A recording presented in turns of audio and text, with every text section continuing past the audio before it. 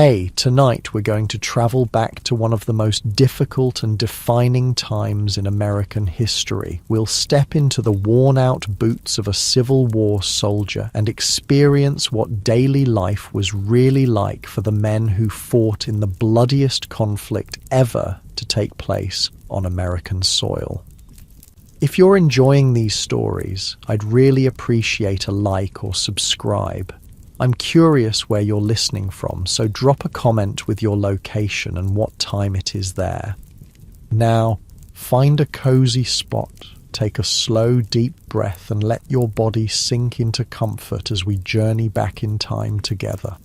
Congratulations, you've just woken up in 1862. The soft morning light filters through a canvas tent that smells of musty earth and wood smoke. Your joints ache from sleeping on the hard ground, and the thin wool blanket that covered you during the night is damp with dew. The good news is you're alive for another day. The bad news is you've got another long march ahead, with your regiment heading toward a rumoured battle that everyone's been talking about for days. You're just 19 years old and about 6 months into your service with the Union Army. Last year, when President Lincoln called for volunteers to serve for 90 days, it had seemed like an adventure, a brief and glorious opportunity to serve your country before returning home a hero. But the 90 days came and went, and the war dragged on. Now you're committed to 3 years of service, and the romantic notions you once had about war have long since faded away. Your mouth is dry and your stomach rumbles. Reaching under your bedroll, you pull out a small tin cup and a canteen. The water inside the canteen sloshes, about half full. You take a small, careful sip, just enough to wet your mouth. Who knows when you'll be able to refill it? Water's precious on a march, and you've already seen men drop from heat exhaustion when their canteens ran dry. Outside your tent, the camp is coming alive. The heavy smell of smoke and coffee fills the air, making your empty stomach growl even louder. You can hear your tent mate, Samuel, stirring beside you. He's older, maybe 24, and from a farm in Pennsylvania. His breathing has a slight wheeze to it. He's been fighting a cough for weeks, but like everyone else, he keeps marching. What choice does he have? "Mornin'," Samuel mumbles, his voice rough with sleep. "Think they'll feed us proper today?" You both know the answer. Proper food is a distant memory from home. The army rations, when they arrive on time, consist mainly of hardtack, a flour and water biscuits so tough it could break your teeth if you don't soak it first. Sometimes there's salt pork that's more salt than pork, and coffee if you're lucky. The coffee is the real treasure. Many soldiers would trade their tobacco or even part of their food ration for a cup of the bitter brew. You slip your feet into your boots, wincing at the dampness inside. Your socks never seem to dry completely, and you can feel the beginnings of a blister forming on your right heel. But complaining won't help. Everyone's in the same condition, or worse. At least you still have boots. You've seen men marching with rags wrapped around their feet after their shoes fell apart. "Just be glad we ain't the Rebs," Samuel says, as if reading your thoughts. "Heard they're living on cornbread and anything they can steal." Outside, a bugle sounds, signaling the official start of the day. You and Samuel quickly roll up your blankets and dismantle the small tent. Everything you own must fit in your knapsack or be carried on your person. The efficiency of your morning routine comes from months of practice. A far cry from your first weeks as a soldier when every task seemed overwhelming. The weight of your equipment is something you've grown accustomed to, though your shoulders still ache by day's end. Your Springfield rifle musket alone weighs nearly 10 pounds. Add to that your cartridge box with 40 rounds of ammunition, a bayonet, canteen, haversack for food, a blanket, personal items, and sometimes a portion of the shared equipment like cooking tools or the tent, and you're carrying close to 40 pounds. You join the line of men gathering around the company cook fires. The company cooks, soldiers selected for the duty, are doling out coffee in tin cups and hardtack from barrels. You take your ration gratefully, dunking the rock-hard biscuit into the black coffee to soften it. The first bite reveals tiny black specks moving in the soaked hardtack, weevils. You've learned to ignore them. Protein is protein, as the veterans joke, and picking them out is a waste of precious eating time. Mail came in last night, says a freckle-faced private named Jenkins. Wilson's got letters. This news sends a ripple of excitement through the men. Letters from home are more valuable than gold out here. They're the thin threads connecting you to the world you left behind. To people who still remember you as more than just another blue uniform in an endless line of marching men. You finish your coffee quickly, hand back the tin cup, and join the small crowd gathering around Wilson, the company clerk who handles the mail. He's calling out names, and each time a letter is claimed, you see a momentary flash of joy on a dirt-streaked face. You wait, hoping, but your name isn't called. It's been 3 weeks since you've heard from home. You tell yourself the letter is just delayed, not lost. The mail system is unreliable at best. Samuel gets a letter from his wife, judging by how he carefully tucks it inside his jacket without opening it. He'll save it for tonight to read privately by firelight. Some things are too precious to share, even among men who sleep side by side and face death together. Form up! Form up! The sergeant's voice cuts through the morning chatter. We move out in 10 minutes. The camp erupts into organised chaos as hundreds of men gather their belongings and form into companies. Your company, Company K, consists of about 80 men, down from the 100 who started when you enlisted. Disease has claimed more than combat so far, with measles, dysentery and typhoid fever sweeping through the camps with ruthless efficiency. You take your place in line, standing shoulder to shoulder with men you now know better than your own brothers. There's Jenkins with his freckles and endless supply of jokes. Thompson, the former schoolteacher who carries a small copy of Shakespeare's sonnets. Monroe, who barely speaks but can play any tune on his harmonica. And of course, Samuel, your tent mate, who joined up, leaving a wife and 2 small children behind. The drum begins its steady beat, and the long column of soldiers starts to move. Left foot, right foot, the rhythm of the march becomes the rhythm of your existence. You've learned to empty your mind during these endless marches, to find a place inside yourself where time stretches and contracts, where you can be both present in your aching body and somehow separate from it. The late summer sun rises higher, beating down on your blue wool uniform. Sweat trickles down your back and your wool shirt sticks to your skin. The inside of your thighs chafe painfully where the rough fabric of your trousers rubs with each step. These are the miseries no one told you about when you enlisted. Not the grand heroics of battle, but the constant grinding discomfort of a soldier's daily existence. Water discipline, the sergeant calls out as you pass a small creek. No stopping yet, though every man in the column eyes the sparkling water with longing. The officers don't want to break the marching rhythm for individual water stops. When you do stop, it will be organized with designated men filling canteens for their comrades to prevent the chaos that could occur if hundreds of thirsty soldiers rushed a water source at once. The road stretches ahead, dusty and seemingly endless. The men at the front of the column kick up dirt that settles on those behind, coating everyone and everything in a fine, gritty layer. Your mouth tastes of dust and your eyes sting. Still, you march on, left foot, right foot.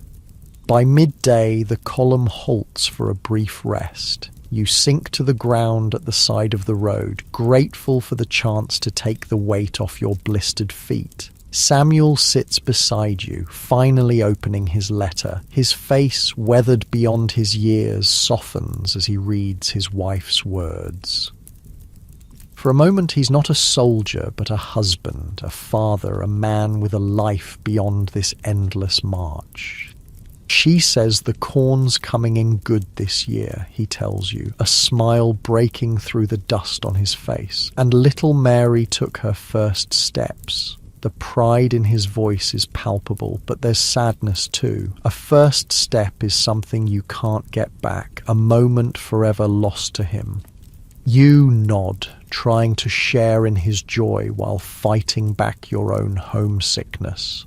The farm in Ohio seems a lifetime away now, though it's been less than a year. You wonder how the apple trees are doing, if your mother still sets a place for you at dinner, if the girl from the neighbouring farm ever reads the awkward letter you sent before marching off to war.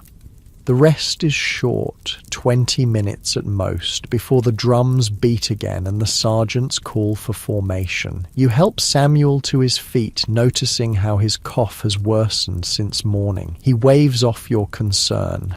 Just dust, he insists, though you both know it's more than that. The army doctors have little to offer for such ailments, perhaps a dose of blue mass pills that contain mercury and often make the patient worse, or a shot of whiskey to ease the discomfort temporarily. Many men prefer to suffer in silence rather than risk the cures. The afternoon march is harder than the morning. The novelty of movement has worn off, replaced by the grinding reality of sore muscles and blistered feet. The weight of your pack seems to increase with each mile. Your rifle, once a point of pride, has become just another burden. You march through small towns where civilians watch from windows and porches. Some wave or offer water, others turn away. This is Union territory, but sympathies are divided. You've seen the sidelong glances, heard the muttered comments. Not everyone believes in the cause you're fighting for, and sometimes that's harder to bear than the physical hardships. By late afternoon, rumours filter back through the column. You're stopping early today. The area ahead has good water and defensible ground. The officers anticipate reaching the battlefield within 2 days and want the men rested. This news brings both relief and apprehension. Rest is desperately needed, but it also means you're drawing closer to combat. When the order finally comes to make camp, there's an audible sigh of relief from the men. The regiment flows off the road into adjacent fields, companies directed to their designated areas by mounted officers. The routine is well established now. First, secure the area and set up defensive positions if needed. Then establish cook fires, pitch tents, and only then can men see to their personal comfort. You and Samuel work together to set up your small shelter tent, really just 2 pieces of canvas buttoned together and stretched over a horizontal pole open at both ends. It's barely large enough for 2 men to sleep under and offers minimal protection from rain, but it's better than sleeping in the open.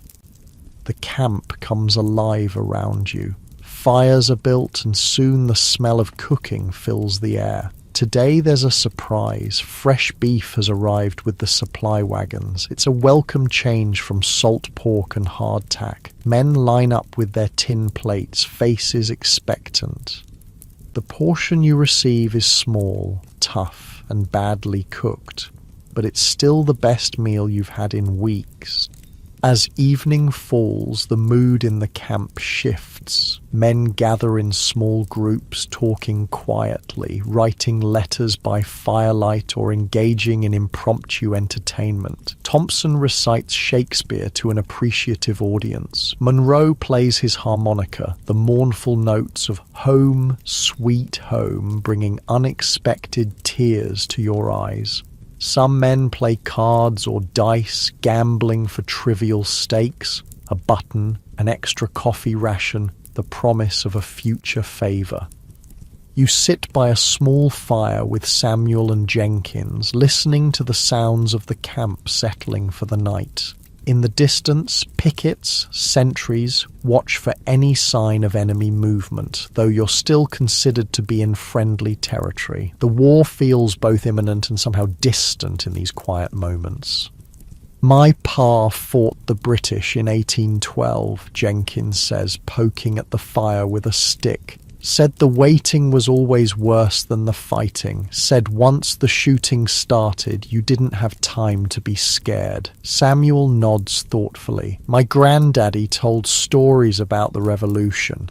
Said men would soil themselves before battle, but stand firm once it began. He pauses, coughing deeply before continuing. Guess some things don't change.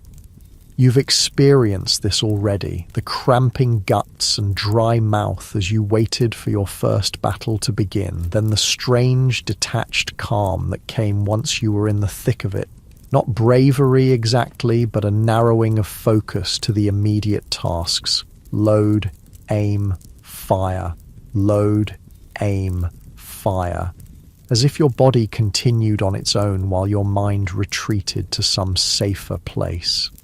They say this one's going to be big, Jenkins says quietly. Whole rebel army's supposed to be up ahead. No one responds. What is there to say? You'll march where ordered, fight when commanded, and hope to survive. Individual choice feels like a distant concept from another life. As darkness deepens, the camp grows quieter. The day's exhaustion catches up with everyone, and men retreat to their tents or simply wrap themselves in blankets beside dying fires. You and Samuel crawl into your small tent, arranging yourselves in the familiar pattern. Heads at opposite ends, to give each other slightly more room. You use your knapsack as a pillow, the hard edges digging into your cheek. Above you, through the open end of the tent, stars are visible in the clear night sky. The same stars shine over Ohio, over your family's farm. The thought brings both comfort and a sharp pang of longing. Samuel's breathing has the rattle of developing pneumonia. You've heard it before in other men, know what it likely means if left untreated. But what can you do? The regimental surgeon has hundreds of men to care for, and a cough isn't priority, not with a battle looming. If anything happens to me, Samuel says suddenly, his voice barely above a whisper, would you make sure my wife gets my things, and my pay if they ever give it to us? The question hangs in the darkness. It's not the first time you've had this conversation. Most men in the company have made similar pacts, a brotherhood of grim insurance policies against the uncertainty of war. Course I will, you answer, but nothing's going to happen. We'll see this through, get back home. Samuel doesn't respond, but his hand briefly clasps your ankle in silent thanks. It's as much physical affection as men usually show one another, but in the context of your shared hardships, it speaks volumes. Sleep comes in fits and starts. The ground is hard beneath your thin blankets and the night air grows chilly.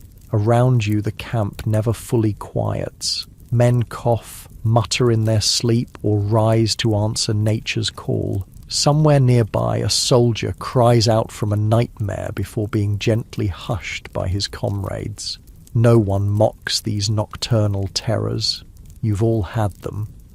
You drift between wakefulness and uneasy dreams. In one moment, you're back home helping with the harvest. In the next, you're in the midst of battle, unable to reload your rifle as the enemy advances. The boundary between dream and memory blurs. Was it last month, or in a dream, that you saw a man's face disappear in a spray of red mist? Did you really see a soldier crying over the body of his brother after Shiloh, or have you just heard the story so many times it feels like your own memory? You wake fully before dawn, your body now trained to the military schedule. Samuel is already awake, sitting at the tent opening, shoulders hunched as he tries to suppress his cough. He offers a weak smile when he notices you watching. "Another day," he says simply. "Another day of marching. Another day closer to battle. Another day of being a small, anonymous part of this vast and terrible machinery of war, but also another day alive with the fragile hope of someday returning home." You nod and begin the process of preparing for the day ahead. There's a strange comfort in the routine, the familiar weight of your equipment, the predictable tasks, the camaraderie of shared hardship. This is your life now, for better or worse. You are a Union soldier in the summer of 1862. One blue uniform among thousands, marching toward a destiny you can neither predict nor control. As the first hint of dawn lightens the eastern sky, the bugles sound. Another day begins. You feel the deep ache in your shoulders as you hoist your pack, the familiar weight of your rifle in your hands. Around you, the regiment stirs to life, a massive organism of which you are but a single cell. Left foot, right foot. The march continues, and you with it, step by step into history. The air is thick with early morning mist as you join the company formation, the fog swirling around your ankles like ghostly hands. You find your place in line, nodding to Jenkins on your left and Thompson on your right. Samuel stands behind you, his breathing audible even amid the shuffle of hundreds of men taking position. Forward march. The command ripples down the line and the great human centipede lurches into motion. Today's march will be longer, the officers have warned, 15 miles at least, to position the regiment closer to where intelligence suggests the Confederate forces are gathering. The first hour passes in relative quiet, each man lost in his own thoughts, conserving energy for the long day ahead. The mist burns away as the sun climbs, revealing a landscape of rolling farmland interspersed with patches of forest. It's beautiful country, fertile and green. Hard to believe men will soon be killing each other across these peaceful fields. You feel a tap on your shoulder and turn slightly to see Samuel extending a small piece of hardtack. You shake your head. He needs it more than you, but he insists. You accept the offering, understanding it for what it is, not just food, but a token of brotherhood. Out here, such small kindnesses can mean the difference between despair and endurance. The column passes a small farmhouse where a woman and 3 children stand watching. The youngest, a girl no more than 4, waves shyly. You wave back, a lump forming in your throat. She reminds you of your little sister, though your sister would be older now. Time passes differently when you're away at war, as if your home exists in another world where clocks run at a different speed. By midday, the temperature has risen dramatically. The wool uniform that offered welcome warmth at dawn now feels like an instrument of torture, trapping heat against your skin. Sweat pours down your face, stinging your eyes and soaking your collar. Your canteen is half empty already, and water is becoming a constant preoccupation. During a brief rest halt, rumors sweep through the ranks. Scouts have reported Confederate cavalry just 5 miles ahead. The enemy main force is entrenched near a river crossing you'll reach by tomorrow. Artillery fire has been heard in the distance. Each rumor contradicts the last, and veterans know to treat them all with skepticism. The first casualty of war is truth, Thompson quotes quietly, though you're not sure if it's Shakespeare or his own observation. The afternoon brings new hardships. The road narrows and turns muddy where it passes through a swampy area. Each step becomes a struggle as your boots sink ankle-deep in the muck. Men curse as they stumble or lose shoes to the hungry mud. The column stretches out, losing its cohesion as stronger men outpace those who struggle. Keep it tight. Close it up. The sergeants move up and down the line, cajoling, threatening, occasionally helping the weakest men. Unity is survival, a lesson drilled into every soldier from his first day of training. By late afternoon, exhaustion has become your primary reality. Your world has narrowed to the few feet of muddy road before you and the endless command to place one foot in front of the other. Your shoulders scream from the weight of your pack. The rifle that once felt like a natural extension of your arm now seems made of solid lead. And yet, you march on, because everyone else is marching. Because there is nowhere else to go, because to fall behind is to be left behind, and men left behind sometimes don't catch up at all. They're found days later, robbed and killed by bushwhackers, or simply vanished into the hungry landscape of war.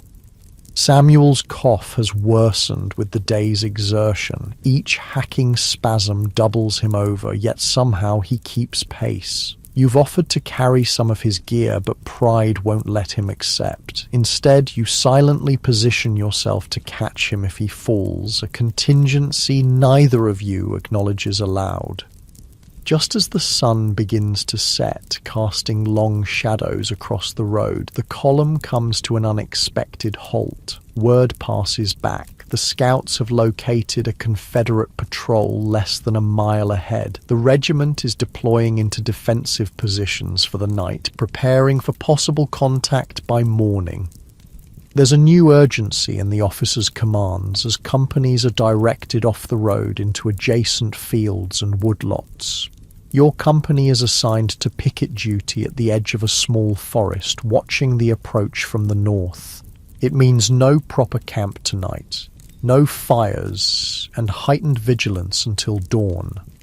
You and Samuel find a position behind a fallen log that offers some concealment and protection. Neither of you speaks of the possibility of combat tomorrow. Instead, you share the last of your hardtack and a precious sip of water, then check your weapons with practiced hands. Your Springfield rifle is loaded with a mini-A ball, a deadly conical bullet that expands on impact, creating devastating wounds. You touch the percussion cap that will ignite the powder when you pull the trigger, ensuring it's properly seated. Night falls completely, bringing a profound darkness broken only by the faint light of stars. No moon tonight, good for concealment, bad for seeing approaching enemies. The forest around you comes alive with nocturnal sounds, the rustle of small animals, the call of a distant owl, the whisper of wind through leaves. Every sound makes you tense, your senses heightened by the knowledge that danger may be near. Time stretches in the darkness. You're assigned the first watch while Samuel tries to rest, though his coughing makes real sleep impossible. You strain your eyes into the blackness beyond your position, seeing shapes move that aren't really there. The mind plays tricks in such situations, conjuring enemies from shadows. "Do you ever wonder what they're thinking?" Samuel whispers during a quiet moment. "The Rebs, I mean. Do you think they're sitting in the dark just like us, missing home and wondering why they're here?" The question catches you off guard. You've been trained to see the enemy as just that, an enemy, not men with hopes and fears like your own. But in the intimate darkness, such thoughts seem less traitorous. I expect so, you answer slowly. Most of them are just farm boys like us, got caught up in something bigger than themselves. Samuel is quiet for a long moment. My wife's cousin joined the Confederate Army. Good man, used to come for Christmas dinner every year. His voice holds wonder at the strange twists of fate that might soon have him aiming his rifle at someone he once shared a table with. The night deepens. You trade places with Samuel, leaning your back against the log and trying to find a position that allows for some rest without fully surrendering to sleep. Your rifle rests across your lap, a constant companion. Despite your best efforts, exhaustion eventually pulls you into a shallow sleep filled with fragmented dreams. You're back on your family's farm, the wheat fields golden in summer sun. Then suddenly the wheat is on fire, and the sound of the flames becomes the sound of gunfire. You're running, but your legs won't move properly. Someone is calling your name. Wake up! Samuel's urgent whisper brings you instantly alert. Listen. You strain your ears and hear it, the faint but unmistakable sound of horses moving slowly through the forest to your left. Not your own cavalry, they'd be coming from behind your position. These must be Confederate scouts probing the Union line. Samuel has already quietly shifted into a firing position, his rifle aimed toward the sounds. You follow suit, heart pounding so loudly you fear it might give away your position. The horses sound closer now, though still invisible in the darkness. You estimate there are 3 or 4 riders moving cautiously. A twig snaps, startlingly loud in the night silence. The horses stop. You hold your breath, finger resting lightly on your trigger.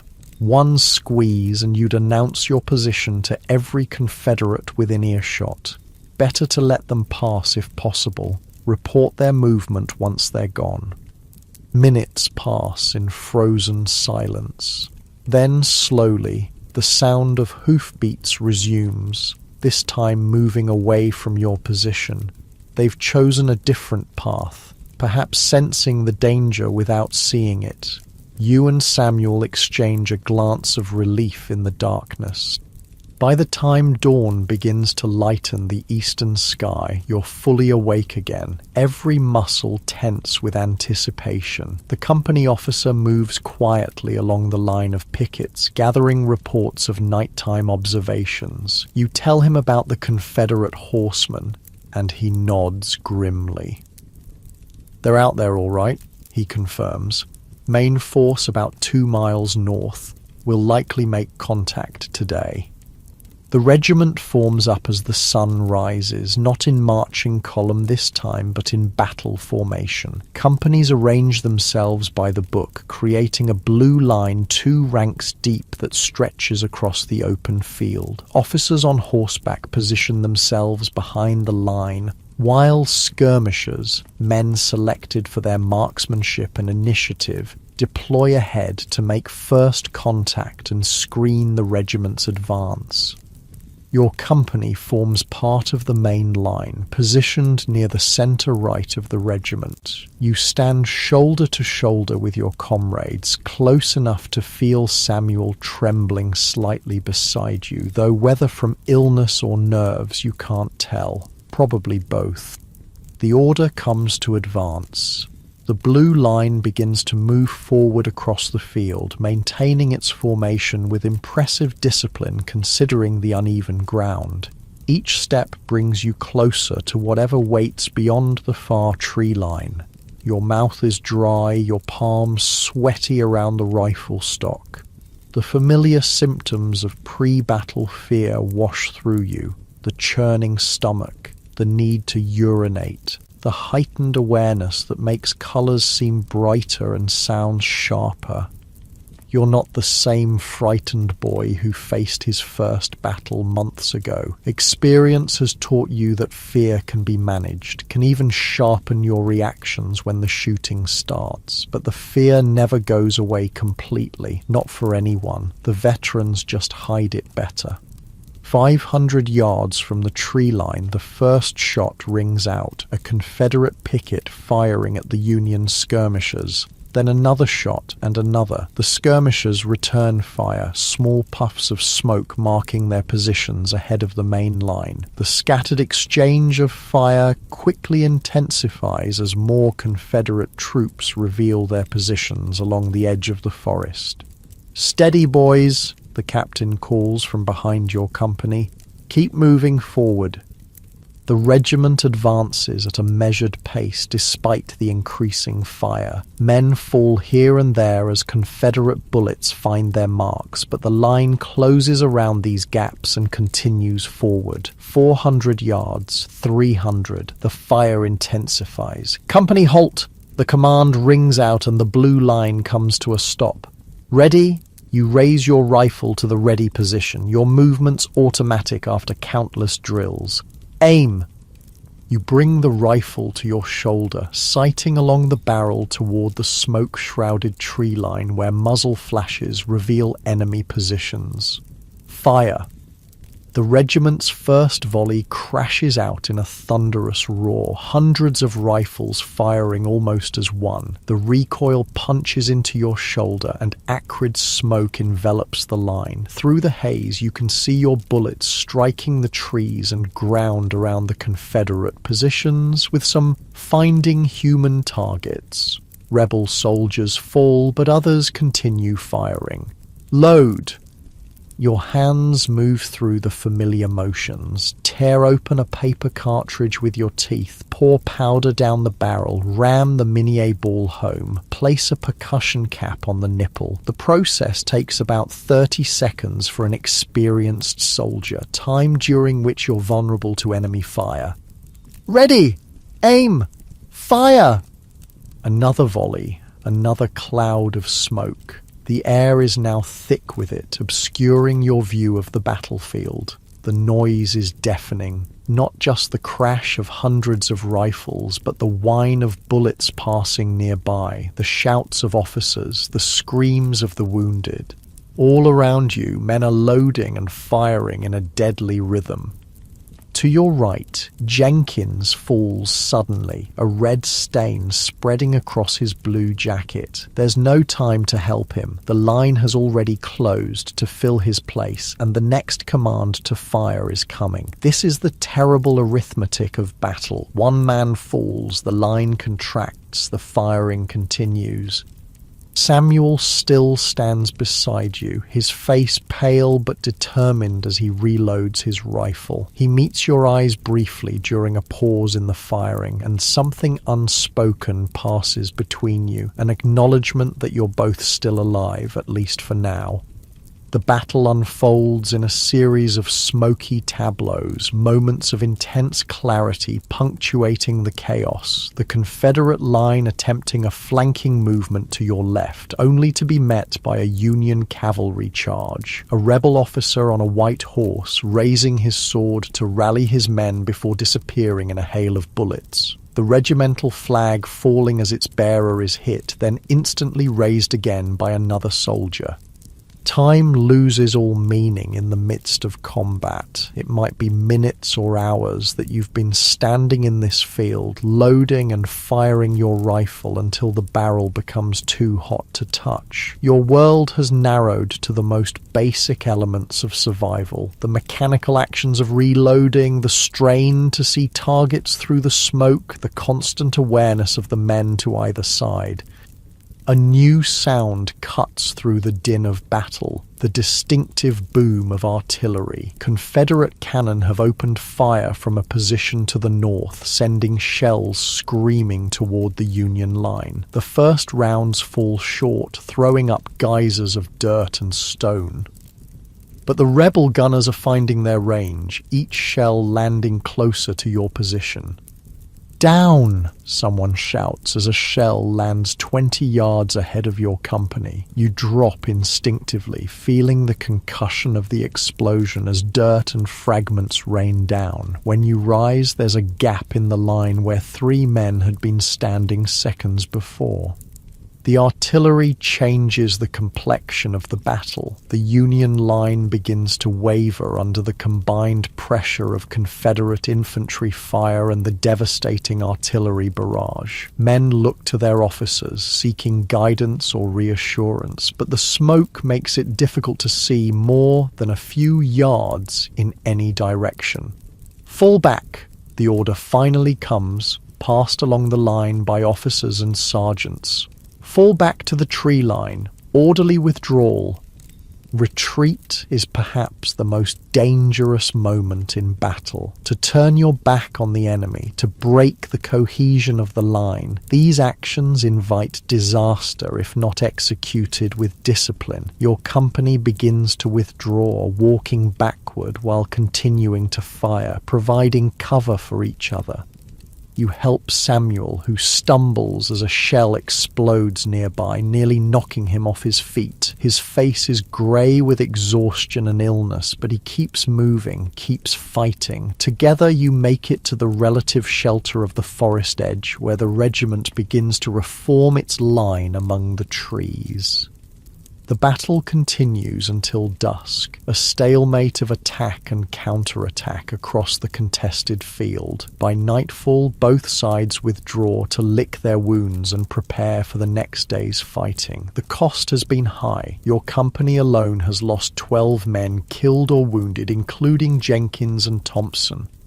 In the makeshift field hospital behind the Union line, surgeons work by lamplight, their aprons dark with blood as they treat the wounded. The sound of sawing reaches your ears, amputations being performed on men with shattered limbs. The lucky ones get chloroform or ether before the blade touches them. Some get only a shot of whiskey and a leather strap to bite down on. You and Samuel sit silently at the edge of the camp, too exhausted to speak, too wired from combat to sleep. Tomorrow will bring more of the same, another test of courage, skill, and simple luck. For now, you clean your rifle, check your remaining ammunition, and watch the stars emerge above the battlefield. The same stars that shine over Ohio and Pennsylvania, over the homes you both dream of seeing again. This is the reality of a Civil War soldier's life. Long periods of boredom and hardship punctuated by moments of absolute terror. Not the glorious adventure promised by recruitment posters, but a grinding test of endurance where survival itself is victory. And you're one of the lucky ones. You're still alive, still able to fight, still holding on to the hope of someday returning home. As you finally stretch out on the hard ground, rifle at your side, you wonder what tomorrow will bring. More marching, more fighting. You've learned not to look too far ahead. In war, the future extends only as far as the next sunrise. For now, it's enough to have survived another day in the life of a Civil War soldier. You wake with a start, momentarily disoriented. The ground beneath you is damp and a fine mist hangs in the early morning air. Around you, men are stirring, their movements slow and stiff after sleeping on the cold earth. Yesterday's battle feels both impossibly distant and terrifyingly immediate, like a nightmare you can't quite shake off. Samuel lies beside you, his breathing shallow and rapid. His cough has worsened overnight, and a sheen of sweat covers his forehead despite the morning chill. You place a hand on his shoulder, feeling the heat radiating through his damp uniform. "I'm fine," he mutters before you can speak, pushing himself up to a sitting position with visible effort. "Just need to get moving." You both know he's not fine. The combination of pneumonia and exhaustion from yesterday's battle has pushed him to his limits. But what choice does he have? The regiment is preparing to move out, and any man who can't keep up will be left behind at a field hospital. places, soldiers have learned to fear almost as much as the battlefield itself. The regimental surgeon, Dr. Morris, moves through the camp checking on the wounded who weren't evacuated yesterday. He's a grim-faced man in his 40s with bloodstains permanently embedded in the creases of his hands. When he reaches Samuel, he listens to his chest with a stethoscope, his expression revealing nothing. Pneumonia, he confirms, though you all knew this already. Should be in hospital. Samuel shakes his head firmly. I can march, Doc. Just give me something for the cough. The doctor sighs. He's had this conversation countless times before. From his bag, he produces a small bottle of dark liquid. Laudanum, he explains, handing it to Samuel. Take a few drops when the cough gets bad. Not too much. It's addictive stuff. He moves on to the next patient without further discussion, aware that dozens more need his attention before the regiment moves out. Laudanum, a tincture of opium mixed with alcohol. You've seen men become dependent on it, their eyes glazed and movements sluggish, but still they beg the doctors for more. It's effective, though, one of the few truly effective medications available to Civil War doctors. The camp bustles with pre-march activity. Men roll their blankets, pack knapsacks, and form into companies. The wounded from yesterday's battle have been moved to a field hospital set up in a nearby church. Those who can't be moved are placed in farm wagons to travel with the regiment until they reach a more permanent medical facility. Today's objective is unclear. Rumours contradict each other as usual. Some say you're marching to join a larger force preparing for a major offensive. Others insist you're withdrawing to more defensible positions. The enlisted men rarely know the big picture. Your world has shrunk to the immediate concerns of your company and regiment.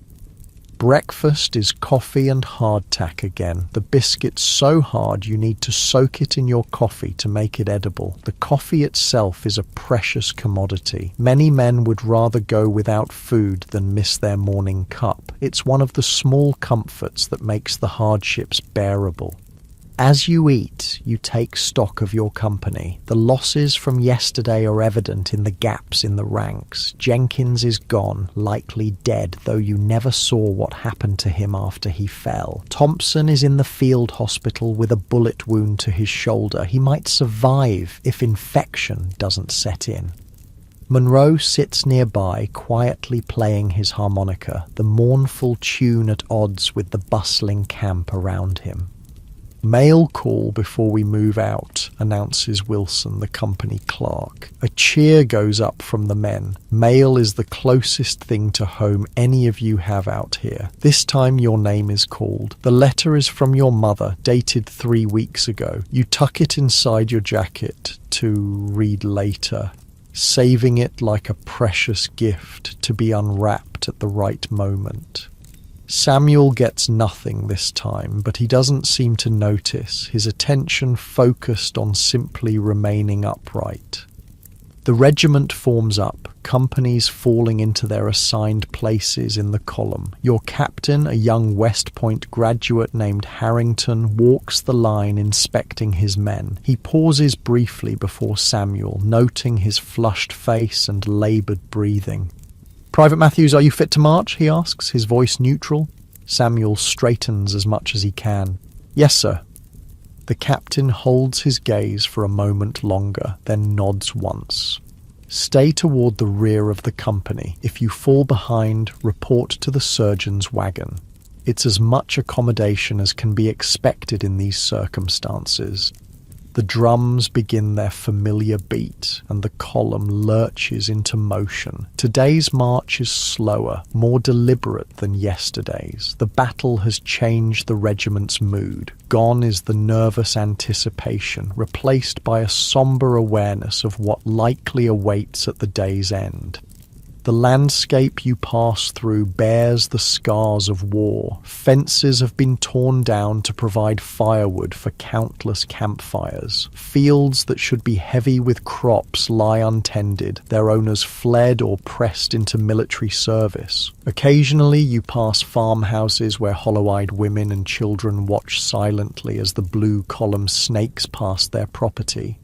In one dooryard, a young woman stands with a bucket of water and a dipper, offering drinks to passing soldiers. Such acts of kindness from civilians are rare treasures. When your company reaches her, you accept a dipper of cool water with heartfelt thanks. She nods silently, her face showing the strain of living in this war-torn region. How many columns of soldiers, blue and grey, have passed her home? How many times has she watched young men march away, knowing many won't return? By midday, the temperature rises uncomfortably. Sweat soaks through your wool uniform and your feet slide painfully in your damp boots. The column halts briefly near a small stream, allowing men to refill canteens under the watchful eyes of sergeants who ensure no one lingers too long in the cool water. Samuel sits heavily on a fallen log, his face alarmingly pale except for two bright spots of colour high on his cheeks. He takes a small sip from the laudanum bottle, grimacing at the bitter taste. The medicine will ease his cough and provide some relief from the discomfort, but it can't cure the infection spreading through his lungs. "You should see the doctor," you say quietly, sitting beside him. "Get on one of the wagons." He shakes his head stubbornly. "Those wagons are for the wounded. I'll keep up." You don't argue further. There's a peculiar pride among soldiers, an unwillingness to admit weakness or seek special treatment when others are suffering worse. Besides, you've both seen the field hospitals, the rows of men lying on blood-stained straw as overworked surgeons move from one to the next, their aprons crusted with blood and matter.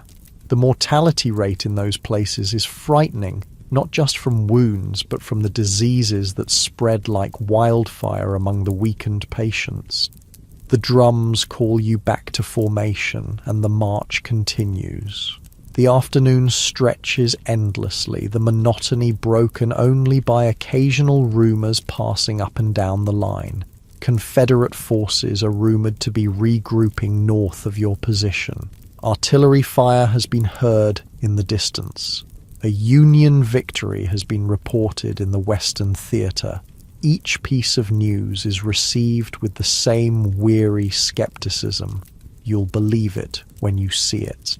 Samuel keeps pace, though each mile visibly costs him. The laudanum has taken the edge off his cough, but left him slightly disoriented, his eyes unfocused as he puts one foot mechanically in front of the other. You stay close, ready to catch him if he stumbles. By late afternoon, the column reaches its destination, a strategic crossroads where several regiments are gathering to form a larger force. Tents are already pitched in the surrounding fields, the encampment much larger than you're accustomed to. Campfires dot the landscape, and the smell of cooking food triggers a painful reminder of how little you've eaten today. Your company is assigned a position on the eastern edge of the encampment. As tents are pitched and fires built, rumours fly about the purpose of this gathering of forces. The most persistent is that a major engagement is planned for the day after tomorrow, a full-scale assault on Confederate positions 10 miles north. General McClellan himself is coming to take command, insists a corporal from another regiment. Going to be the decisive battle of the war. Veterans exchange knowing glances. They've heard such claims before. Every battle is going to be the decisive one until it isn't, and then the next battle takes on that mythical status. As darkness falls, you help Samuel to a fire where men from your company have gathered. Monroe plays his harmonica softly, a gentle counterpoint to the conversations around you. For a while, the talk is of home, harvests and holidays, sweethearts and siblings. These conversations are both comfort and torture, a reminder of all that waits beyond this world of mud and blood. "My oldest boy would be 12 now," says Reynolds, a weathered farmer from western Pennsylvania, old enough to help with the ploughing. Wife says in her letters that he's doing a man's work on the farm. Pride and sadness mingle in his voice, pride in his son's strength, sadness at missing these years of his childhood. "My girl's getting married this summer," adds Miller, a shoe cobbler before the war, "to her second choice since I was her first." The men laugh, but there's a bitterness beneath the humour. How many engagements have been broken by this long separation? How many soldiers will return home to find their places taken by those who didn't march away? Samuel sits quietly, occasionally sipping from his canteen, the laudanum having dulled both his physical pain and his connection to the conversation around him. You notice how the other men glance at him with concern but say nothing. This too is part of the brotherhood of soldiers, the shared understanding of when to offer help and when to preserve a man's dignity through silence. As the evening deepens, you finally find a moment to read your mother's letter. The paper is thin, the handwriting familiar and comforting. She writes of home, the apple trees blooming, the new calf born to the old cow, the church social where everyone asked after you. Between the lines of cheerful domestic news, you can read her worry, her desperate hope for your safe return. She mentions that the girl from the neighbouring farm, Emma, has been asking about you. This detail makes your heart beat a little faster. Before leaving, you'd barely had the courage to speak to Emma beyond polite greetings at church. The thought that she might think of you now, might even wait for your return, offers a fragile hope for a future beyond this war. The letter ends with a pressed flower, a violet from the patch beside the farmhouse door. The delicate purple blossom seems impossibly out of place here among the dirt and sweat of the military camp. You carefully place it back in the envelope, a talisman of home to carry with you. Night brings a cooler temperature and the relative luxury of a properly established camp. Tents are pitched in orderly rows, latrines dug at the appropriate distance, and guards posted at regular intervals. After weeks of hasty overnight stops during marches, this feels almost civilized. You and Samuel prepare for sleep, arranging your bedrolls inside the small tent. His condition has worsened throughout the evening, his breathing becoming more laboured, his skin hot to the touch. The laudanum bottle is nearly empty now. You need to see the doctor in the morning, you insist, no longer willing to respect his stubborn pride. This isn't getting better on its own. He nods weakly, perhaps too exhausted to argue further. If I'm not better by morning, he concedes, then falls into a restless sleep, punctuated by coughing fits that rack his entire body. You lie awake longer, listening to the sounds of the camp settling for the night. Someone in a nearby tent snores loudly. Sentries call to each other as they change watch. From a distant part of the encampment comes the sound of men singing "Home, Sweet Home," the melody carrying clearly in the night air. You find yourself humming along, the familiar tune bringing a lump to your throat.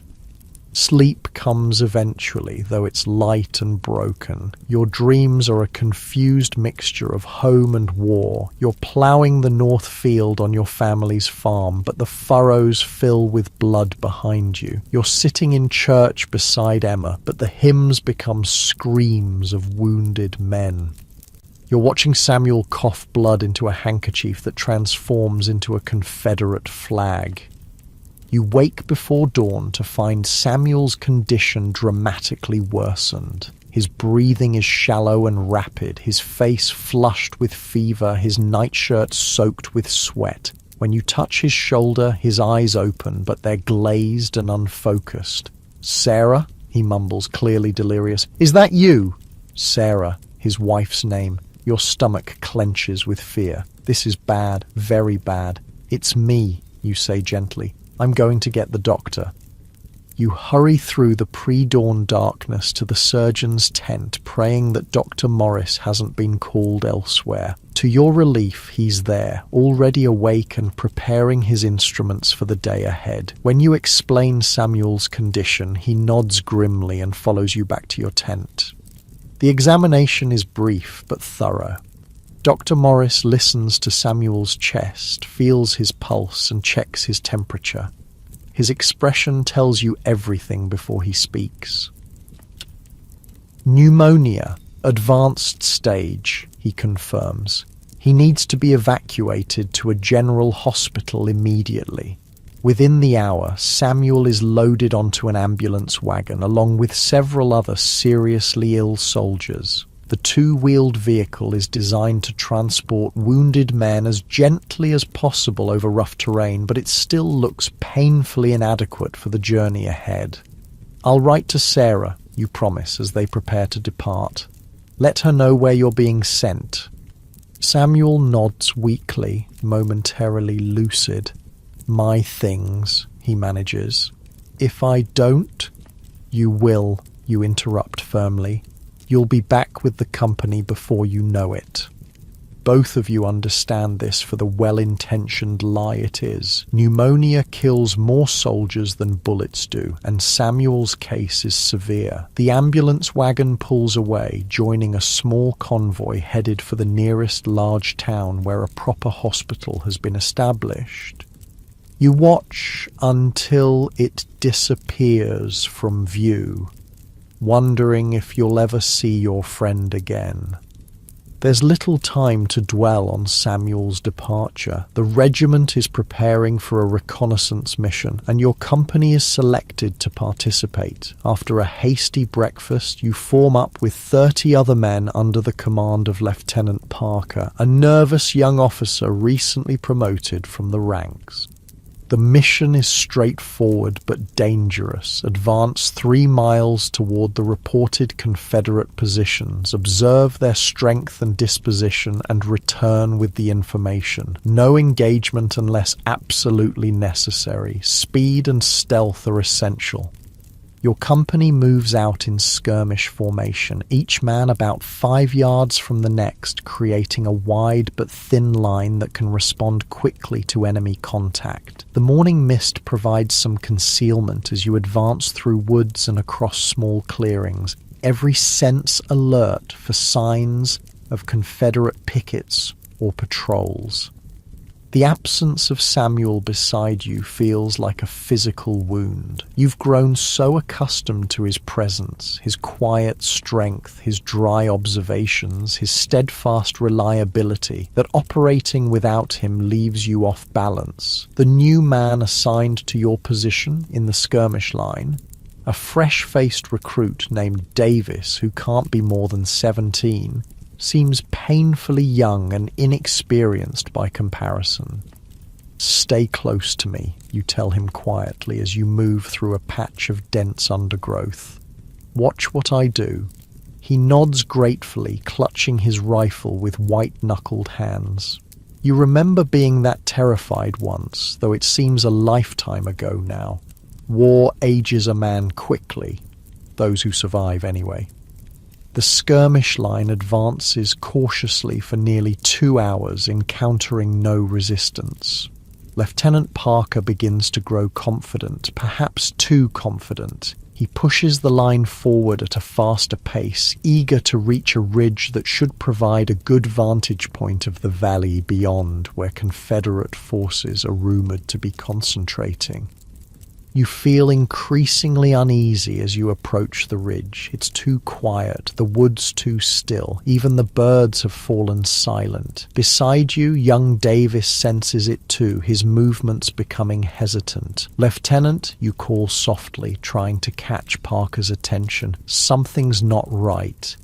But the warning comes too late. As the first men in the skirmish line reach the crest of the ridge, a volley of rifle fire erupts from concealed positions ahead. 3 Union soldiers fall immediately, and the rest dive for whatever cover they can find. "Fall back!" Parker shouts, his earlier confidence evaporated.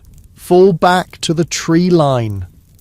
You grab Davis's collar, pulling him down behind a fallen log as Confederate bullets whine overhead. "Stay low," you instruct, your voice steady despite the hammering of your heart. "When I say move, run for those rocks 20 yards back. Don't stop, don't look back. Ready?" The boy nods, his face pale with fear but determined. You count to 3, then shout, "Move!"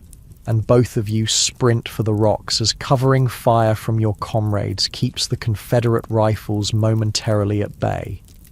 The retreat is chaotic but effective. Lieutenant Parker may lack experience, but he manages to extract his men from the ambush without losing anyone beyond the initial casualties. Within 30 minutes, what remains of your company is regrouped in a defensive position a half-mile from the ridge, tending to the wounded and catching your breath.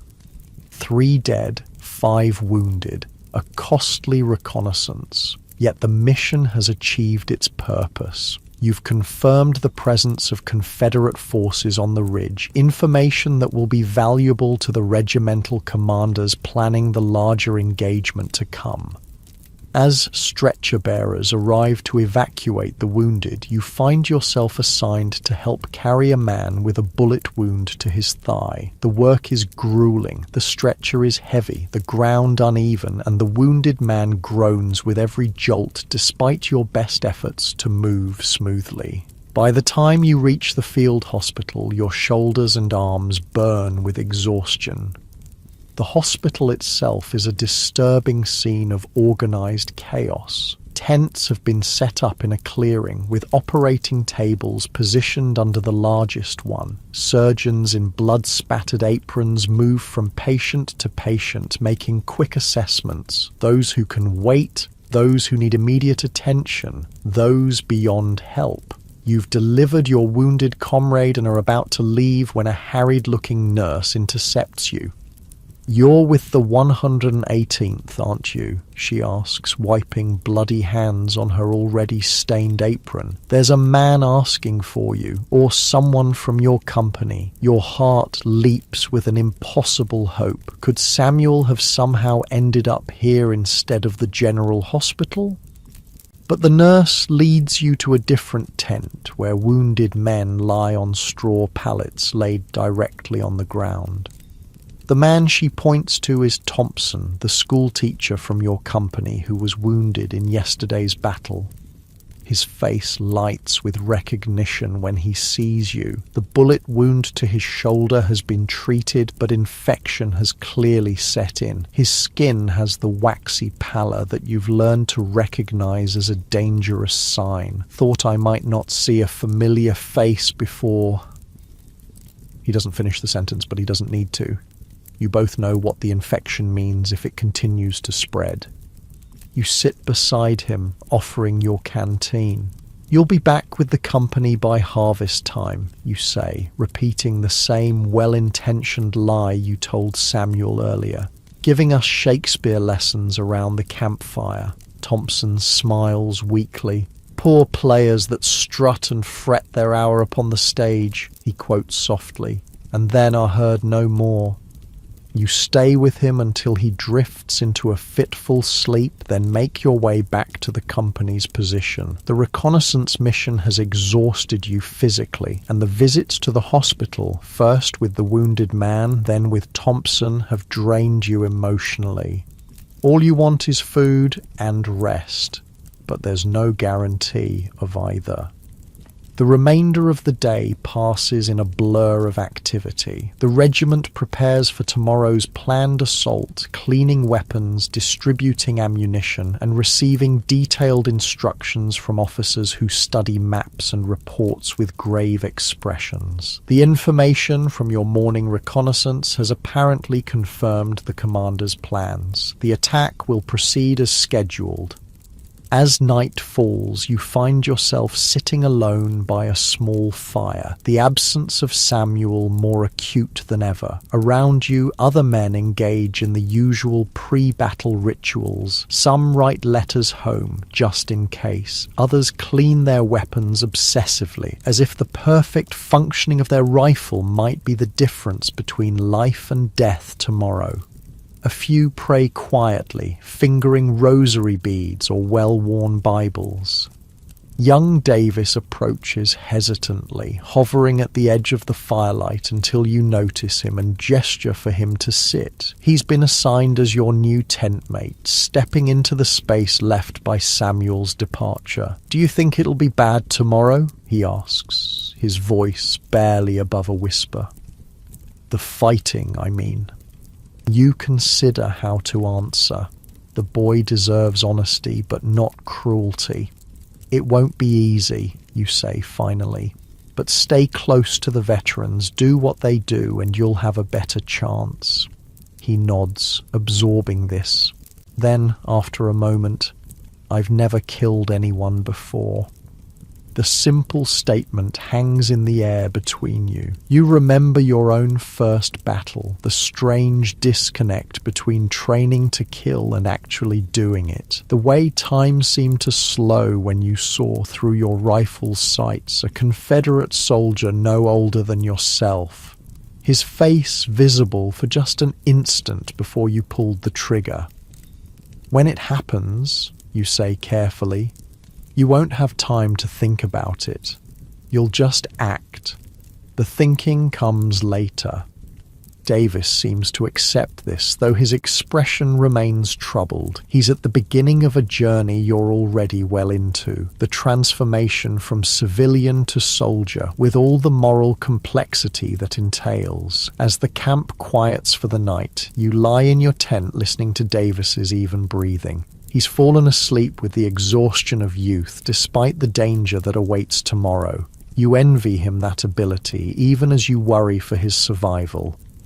Your own thoughts are too turbulent for easy sleep. You think of Samuel, hopefully receiving proper care in a general hospital, though the conditions in those places are often little better than the field hospitals. You think of Thompson, fighting infection that might well claim his life before the week is out. You think of Jenkins and the others who fell in yesterday's battle, their bodies already buried in hasty graves marked with wooden boards if they're lucky, unmarked if they're not.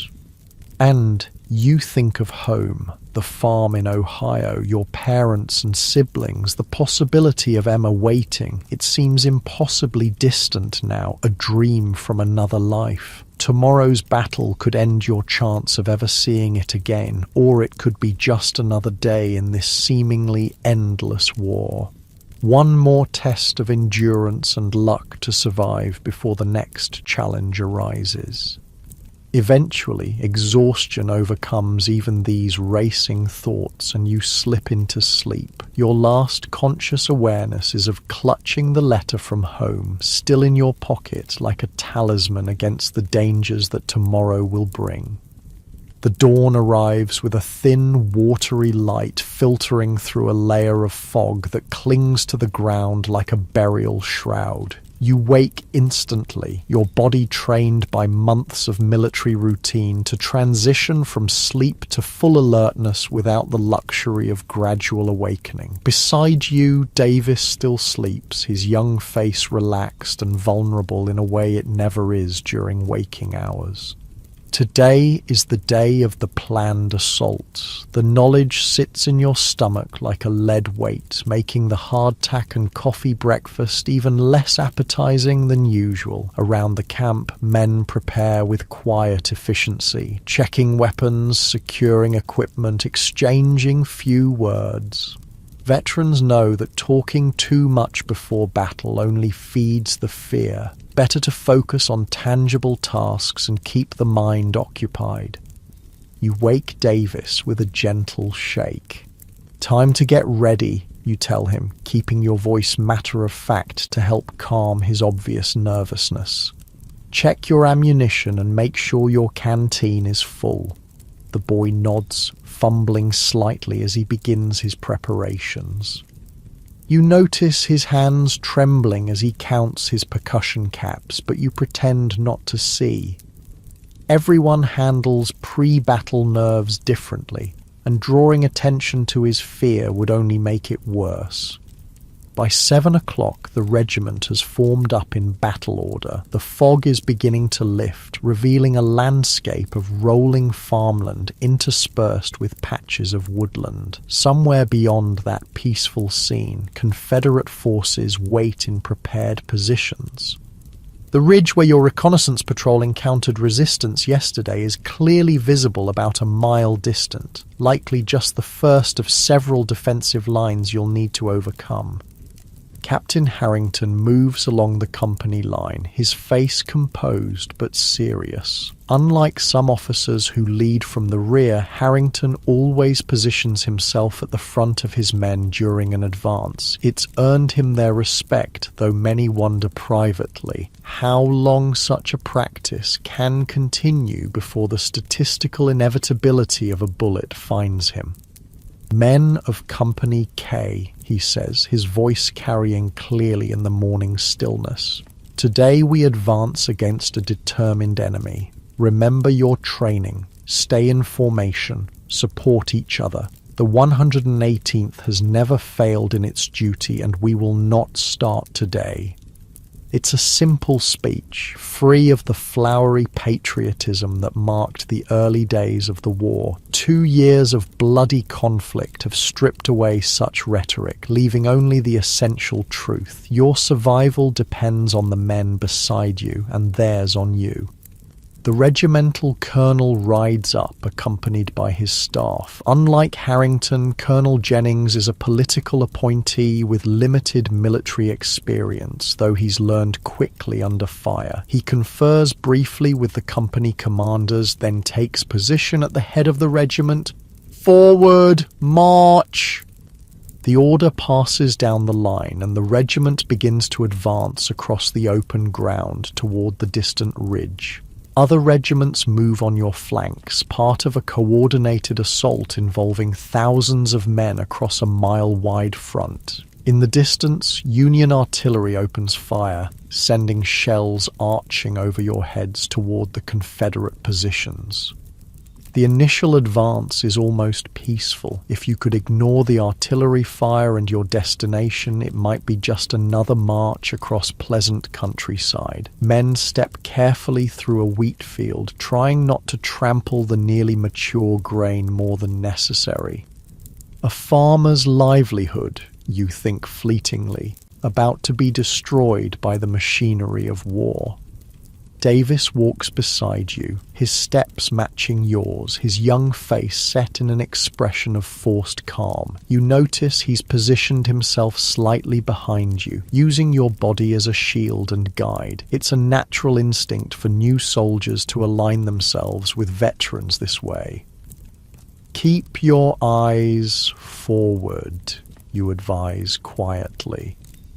"Watch for the flash of rifle fire. When we get closer and they start shooting, aim for the smoke."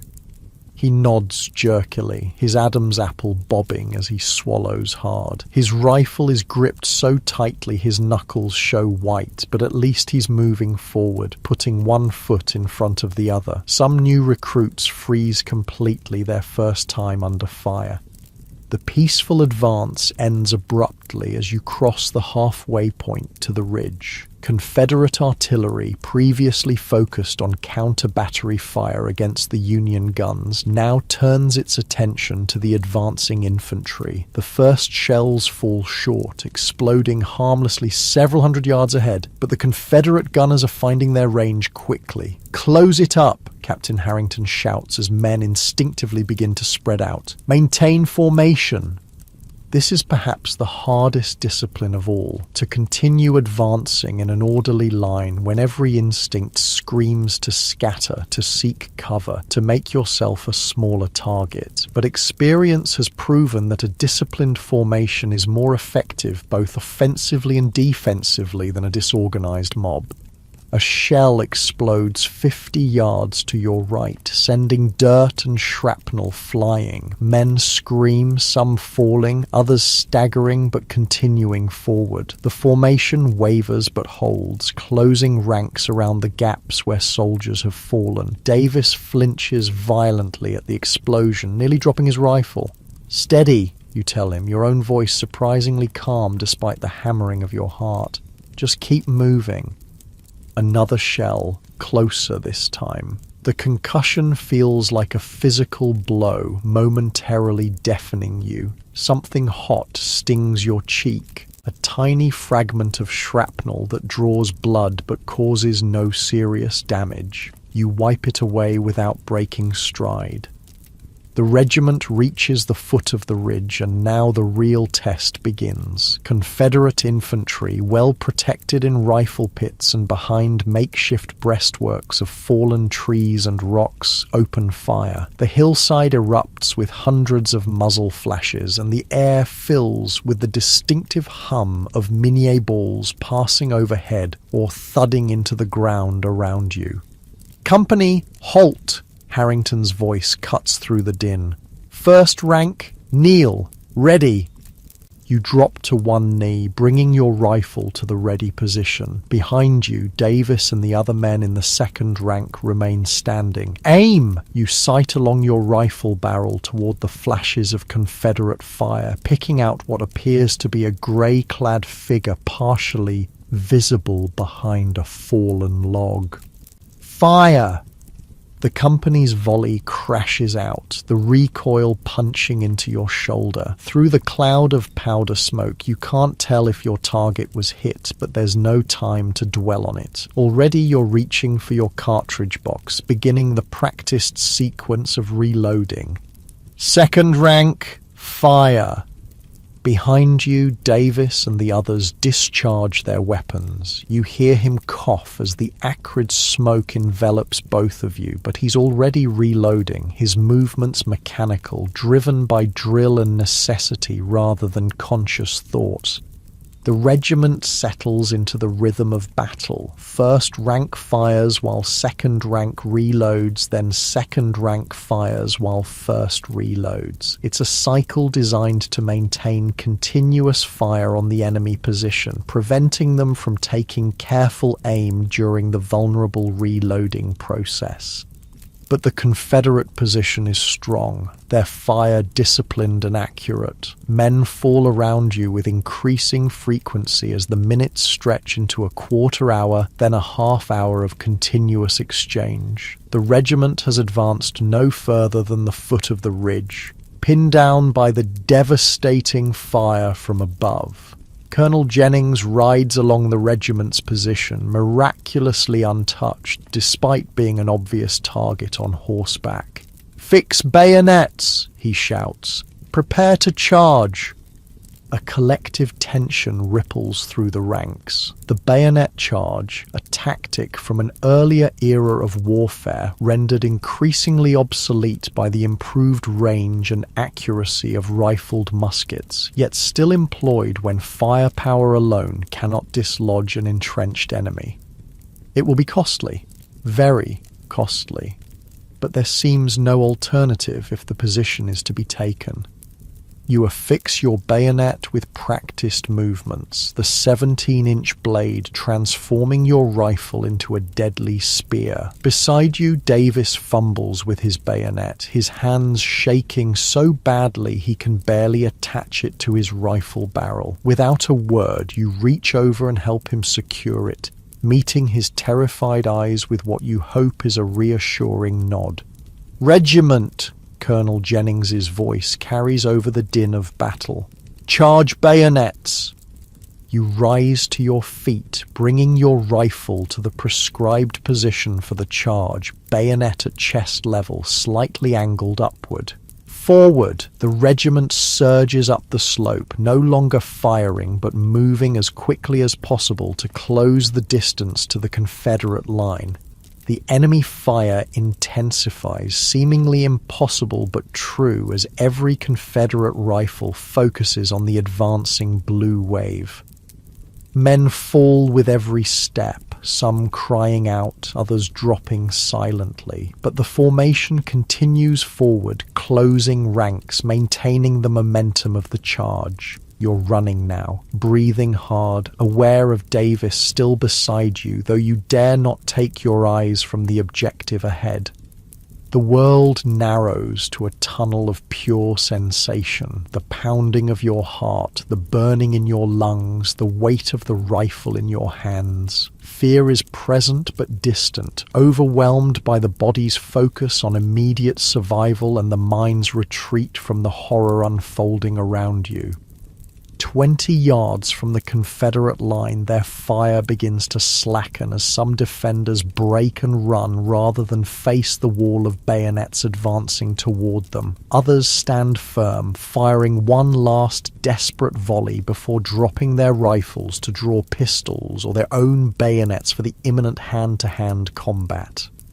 The two lines collide with a sound unlike anything in civilian life, a terrible crash of bodies, weapons, and voices raised in the primal screams of men fighting at the most basic level of human conflict. Your bayonet meets resistance, a Confederate soldier rising from behind a log, his own bayonet thrust toward you.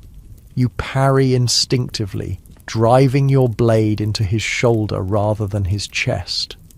He falls back with a cry of pain, his weapon dropping from suddenly nerveless fingers. You could finish him, a downward thrust would end his life, but some vestige of humanity stays your hand. Instead, you move past him toward the next defender, aware that such mercy might cost your own life if he recovers his weapon. Around you, the fight becomes a chaotic melee. The ordered formations of both sides have disintegrated into individual combats and small groups struggling for survival and advantage. Captain Harrington is down, clutching a bloody thigh but still shouting orders. Colonel Jennings's horse has been shot from under him, but the officer has drawn his sword and continues to lead on foot. Davis is still with you, his bayonet bloodied, though his face shows the shock of someone who has killed for the first time and can't quite believe what he's done. There's no time to comfort or counsel him. Another Confederate soldier appears before you, this one aiming a revolver at your chest. You react without conscious thought, lunging forward with your bayonet. The blade enters just below his ribs, and you feel a terrible resistance followed by yielding as it penetrates vital organs. His revolver fires, but the bullet goes wild as he falls. You wrench your bayonet free, trying not to look at his face as he collapses. This is the reality of combat that no drill or training can truly prepare you for. The intimate violence of killing and the knowledge that the enemy is not a faceless abstraction, but a man as real as yourself, with hopes and fears and people waiting for his return. The Confederate line breaks completely under the pressure of the Union charge. Those who can flee do so, running toward a second defensive line 200 yards further up the ridge. Others surrender, throwing down their weapons and raising empty hands. The remainder lie where they've fallen, the ground around the former position now carpeted with bodies in blue and grey. A momentary silence falls as the immediate fighting ends, broken only by the moans of the wounded and the continued sound of battle from other parts of the field where the engagement continues. You find yourself standing amid the carnage, suddenly aware of various minor injuries. A cut on your hand, a bruise on your thigh from a fall you don't remember taking. A burning graze along your ribs where a bullet passed close enough to tear your uniform and skin without penetrating. Davis stands nearby, staring at nothing, his rifle held limply at his side. The boy has survived his first true combat, but the experience has clearly shaken him to his core. You move to him, gently taking his arm. "It's over for now," you say, your own voice sounding strange in your ears. Let's see to the wounded. The work of battlefield aftermath is in some ways harder than the fighting itself. With the immediate danger past, the mind can no longer hold back the full horror of what has occurred. The dead lie in postures that would be impossible for the living. The wounded cry out for water, for help, for their mothers. The smell of blood, excrement and gunpowder forms a uniquely nauseating combination that clings to everything. You and Davis join other unwounded men in the grim task of separating the living from the dead and providing what immediate aid you can to your fallen comrades. Canteens are shared with the wounded, makeshift bandages applied to bleeding injuries, tourniquets improvised for shattered limbs.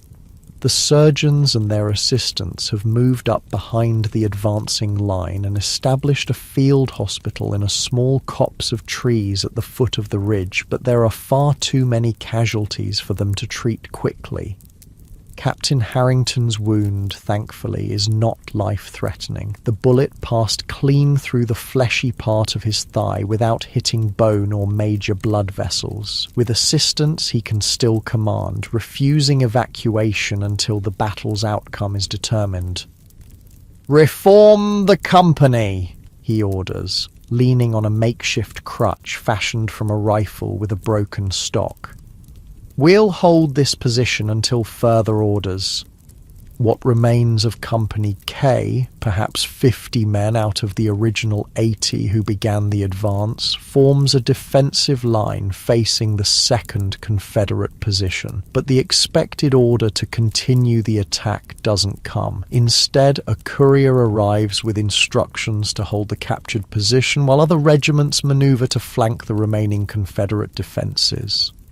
The respite from immediate combat allows you to take stock of the company's losses. Jenkins and Thompson, whom you'd visited in the field hospital, are gone, evacuated further rearward or perhaps already dead. Monroe survived physically unscathed, but sits silently, his harmonica untouched in his pocket, staring at the blood on his hands.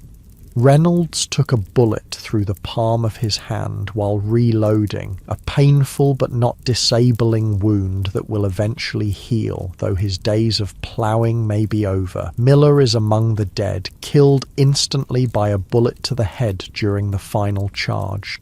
And Davis has survived, though the boy who walked beside you this morning seems to have aged years in the space of a few hours. He performs his duties mechanically, helping with the wounded, retrieving ammunition from the dead, reinforcing the defensive position. But his eyes have the 1,000-yard stare you've seen in other men after their first true taste of combat. As afternoon wears on, the sounds of battle continue to your left, where other Union regiments are engaged in flanking maneuvers against the Confederate position. Your own regiment remains in its defensive posture, exchanging occasional long-range fire with the 2nd Confederate line, but not advancing further. You find a moment to sit with your back against a tree, finally allowing yourself to feel the full extent of your exhaustion. Every muscle aches, your throat is raw from gunpowder and shouting, and the minor wounds you sustained sting with sweat and dirt. You drink sparingly from your canteen, knowing that water resupply is uncertain and many wounded men will need what's available. Davis sinks down beside you, his young face streaked with dirt, powder residue, and what might be tears, though he'd never admit it. For a long moment, neither of you speaks, the shared experience of survival, creating a bond that needs no words. Finally, he breaks the silence. "I killed 3 men, he says, his voice flat. "At least 3 that I'm sure of." You nod, understanding what lies beneath the simple statement, not pride or boasting, but a kind of bewildered recognition of having crossed a threshold from which there is no return. "Does it get easier?" he asks after another silence.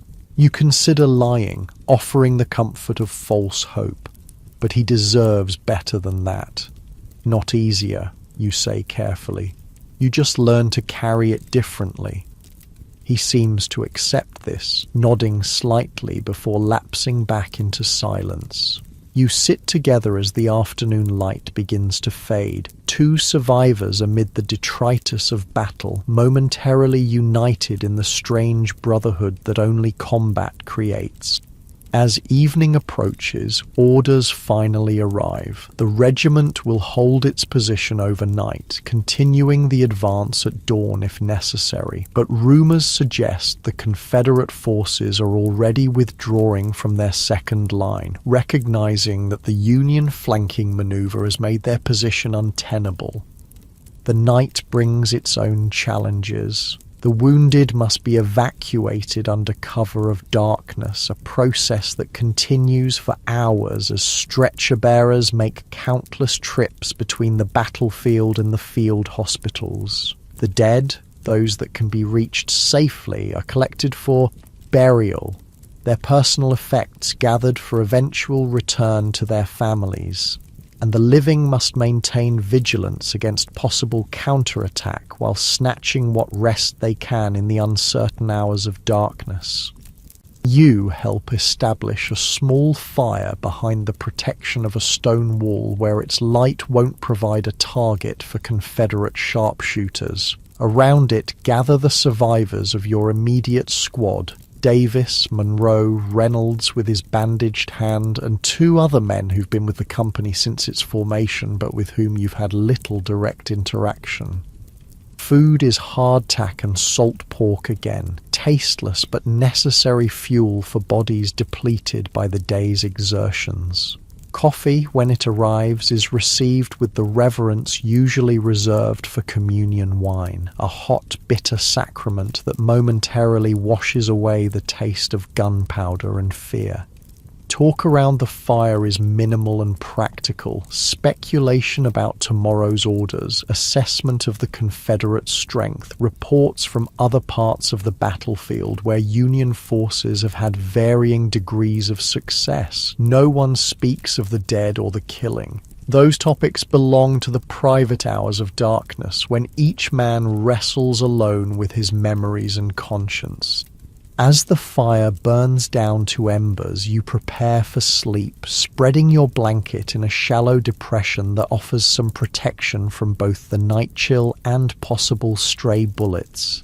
Davis does the same nearby, his movements betraying the bone-deep weariness that follows combat. "I keep seeing their faces," he says quietly, not looking at you but staring into the darkness.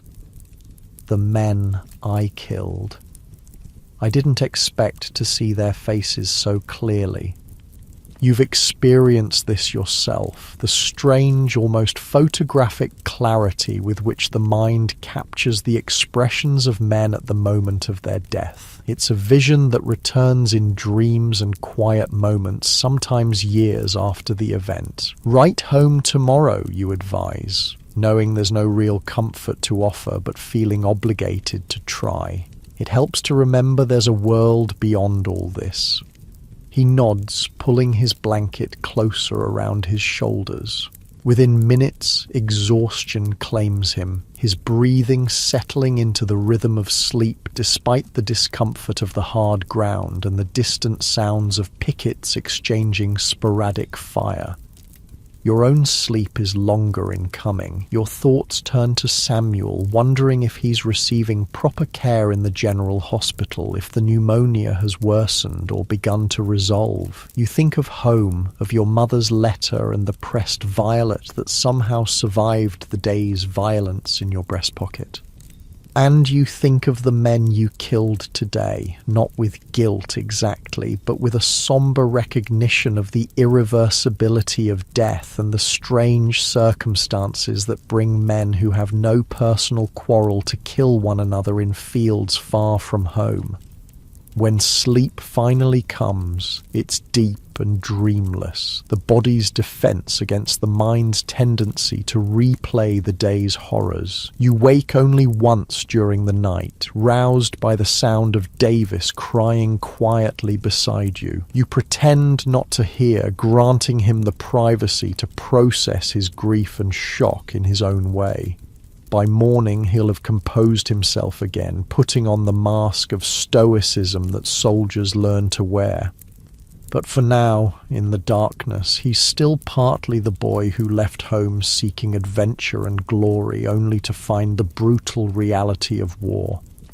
Dawn breaks with a light rain falling, turning the battlefield's churned earth to mud and washing the blood into the soil. The expected order to advance doesn't come. Confederate forces have indeed withdrawn during the night, abandoning their second line and falling back to stronger positions several miles distant. The immediate battle is over, though the larger campaign continues. The regiment spends the day recovering, burying the dead, improving defences in case of counterattack, replenishing ammunition and supplies. Letters are written to families of the fallen, a task that falls to officers, but that often requires input from comrades who witnessed a man's final moments. It's a grim duty, but an important one. Families cling to details of how their loved ones died, seeking meaning or at least closure in the circumstances of their loss. You find yourself appointed acting sergeant for what remains of your squad, the previous sergeant having been among those killed during the charge. It's a field promotion born of necessity rather than formal recognition, but it carries real responsibilities. Organising the men, conveying orders, reporting to Lieutenant Parker, who has temporarily assumed command of the company in Captain Harrington's partial incapacitation. The new role keeps you busy throughout the day, leaving little time for reflection on yesterday's events. Perhaps that's a blessing. The mind can only process so much horror at once, and sometimes the merciful thing is to focus on immediate, practical tasks rather than dwelling on the larger questions of life, death, and war. By evening, a kind of normalcy has reasserted itself within the regiment. Tents are pitched in orderly rows, cook fires burn, producing the usual unappetizing but filling fare. Men clean weapons, mend clothing, write letters home. The surface routine of military life continues, though beneath it runs the undercurrent of yesterday's violence and the knowledge that similar experiences likely await in the days ahead. Mail arrives unexpectedly, a welcome surprise that immediately lifts the regiment's collective mood. Among the letters is one addressed to Samuel, forwarded from another unit before the mail clerks learned of his evacuation. You take custody of it, adding it to your pack alongside the letter you've drafted to his wife explaining his condition and whereabouts. There's nothing for you this time, but Davis receives a package, a small parcel wrapped in brown paper and string. He opens it with the eagerness of a child at Christmas, revealing home-baked cookies carefully packed to minimize breakage during their long journey. Though slightly stale, they're still a luxurious change from army rations. Davis shares them without hesitation, passing the package around the fire so each man can take one. It's a small gesture but a significant one, an affirmation of the bonds that have been forged and strengthened by yesterday's shared danger. Even Monroe, still unusually quiet since the battle, accepts a cookie with a nod of thanks. As darkness falls completely, rain continues to patter softly on the tent canvas above you. The sound is almost soothing, a natural counterpoint to the lingering memories of yesterday's gunfire and screams. Davis lies nearby, already asleep despite the early hour, his body still recovering from the physical and emotional demands of combat. You stay awake a while longer, using the faint light of a sheltered candle to write in the small pocket diary you've maintained since the beginning of your service. The entry is brief, just the date, location, and a few words about the charge and its aftermath. Not because you lack thoughts or feelings about the experience, but because some things defy expression in written language, belonging instead to the silent understanding shared by those who were there.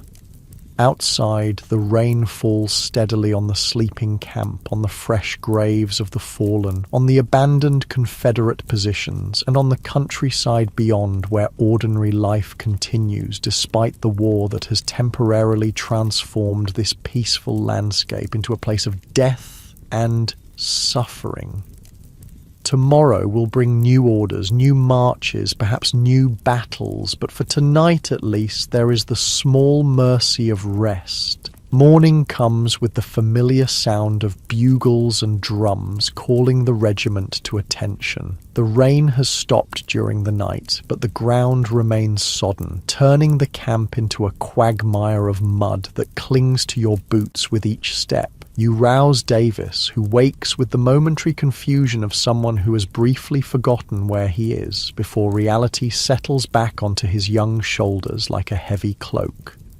Orders came through while you were sleeping, you inform him as he struggles to fully wake. We're moving out in an hour. The Confederates have fallen back to a defensive line along the river, and we're to join the pursuit. The news is met with a resigned nod.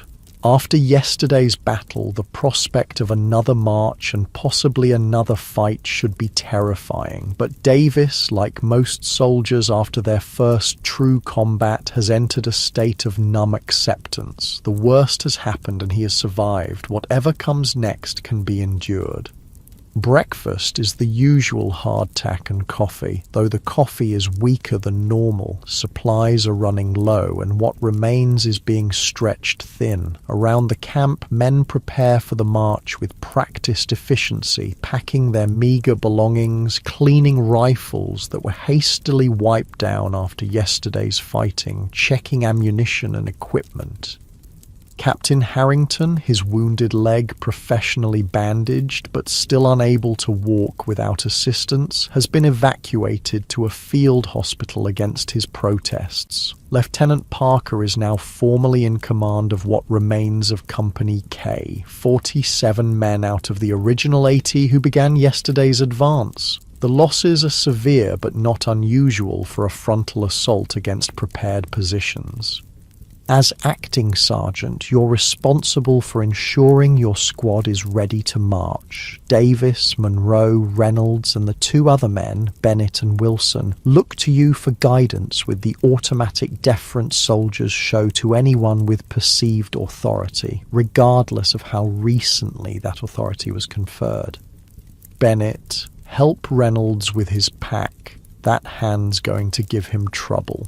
You issue instructions calmly, finding that the responsibility actually steadies your own nerves.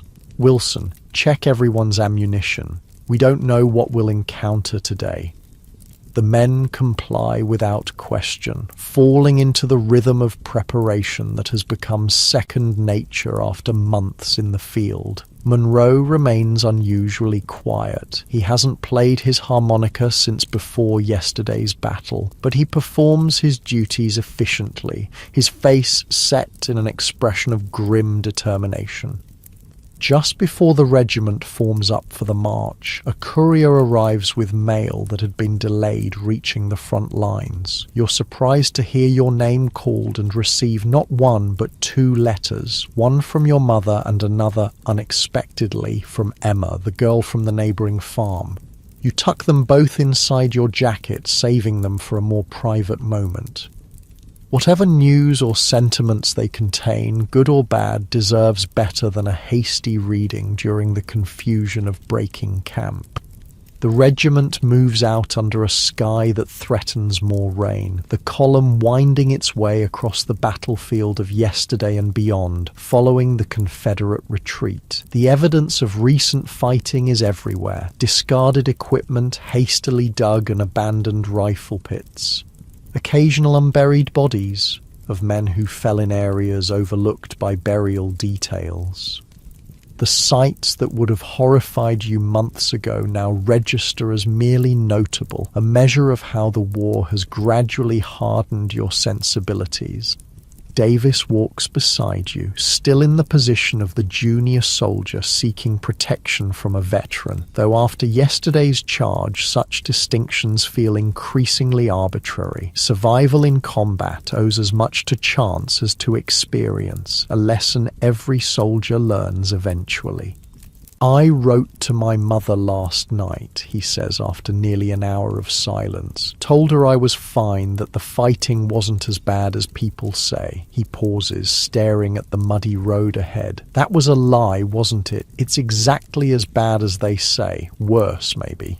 You consider your response carefully.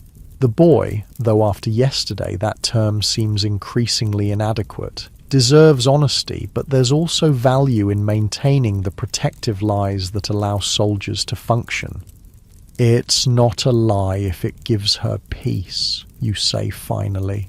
"And maybe it wasn't as bad for you as it could have been. You're still walking." He accepts this with a nod, perhaps recognizing the pragmatic truth beneath the rationalization. Many men didn't walk away from yesterday's charge. Compared to them, Davis's experience was indeed not as bad as people say.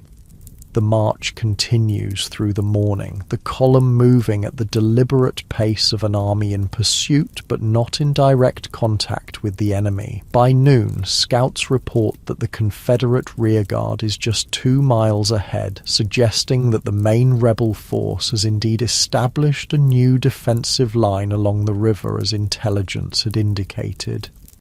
The regiment halts in a small clearing to rest and receive orders. Lieutenant Parker gathers the sergeants, including you in your acting capacity, to relay instructions from regimental command.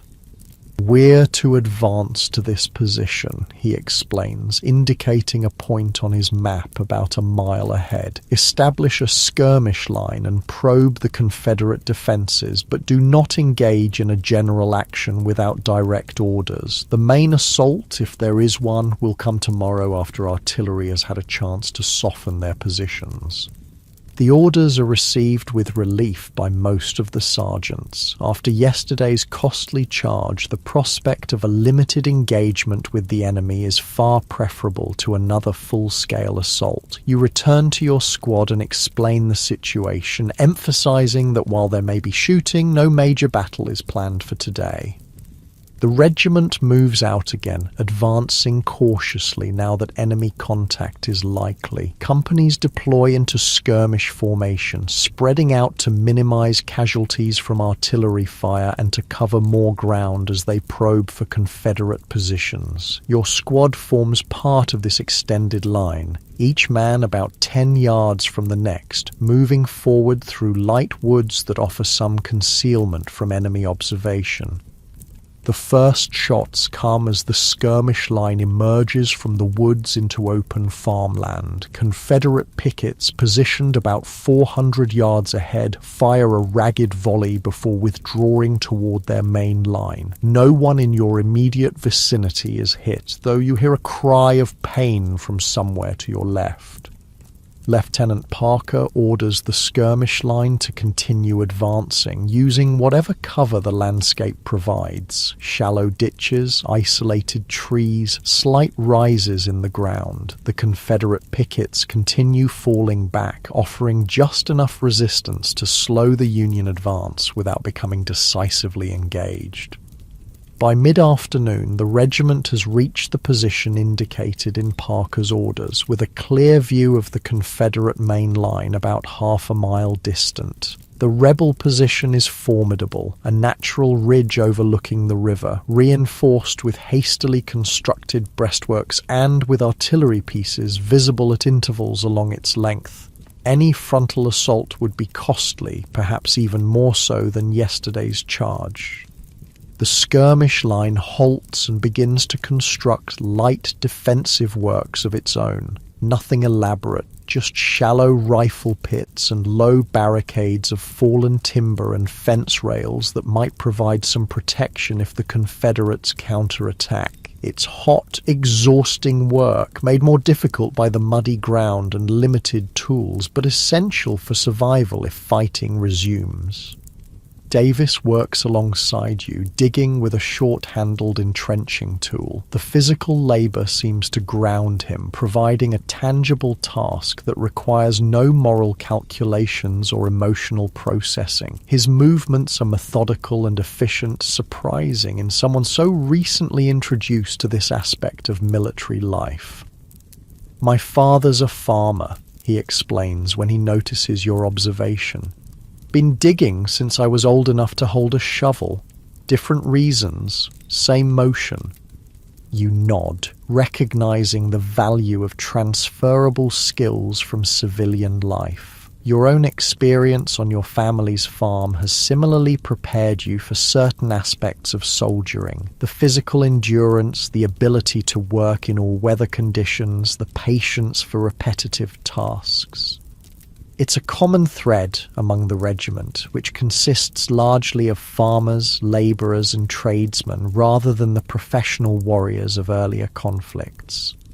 As evening approaches, the defensive position is deemed adequate and men begin to establish a makeshift camp. No fires are permitted this close to the enemy line, which means no hot coffee and no cooking. Dinner is cold hardtack and salt pork, washed down with water from canteens that imparts a metallic taste from long storage.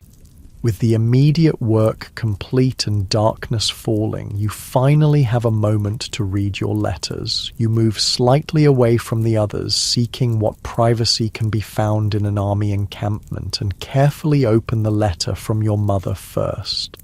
The familiar handwriting brings an immediate pang of homesickness. She writes of everyday matters: the spring planting, a neighbour's new baby, your father's plans to expand the barn. Between these mundane details, her worry for you is evident in every line, though she tries to mask it with cheerful news and questions about your welfare that she knows you'll answer with reassuring lies. The second letter from Emma is unexpected and therefore all the more precious. Her handwriting is delicate but clear, the words carefully chosen. She writes that she thinks of you often, that she keeps the single letter you sent before marching off to war, that she prays for your safe return. It's not a declaration of love, that would be too forward for a proper young woman, but the sentiment behind the carefully composed sentences is clear enough. You read both letters twice, then carefully fold them and place them in the inner pocket of your jacket, close to your heart. In the midst of war's chaos and brutality, these fragile connections to home and to a possible future beyond the conflict are talismans against despair. When you return to the squad's position, you find Davis has received a letter as well, delivered by a courier who came up from the rear with additional ammunition and rations. The boy's face as he reads shows a complex mixture of emotions: happiness at news from home, sadness at his separation from it, perhaps guilt at having lied about the realities of his experience. "My little sister lost her first tooth," he says, looking up from the letter with a smile that briefly transforms him back into the youth he chronologically is. "Ma put it under her pillow and told her the tooth fairy would leave a penny, but my sister says she's too old to believe in fairies."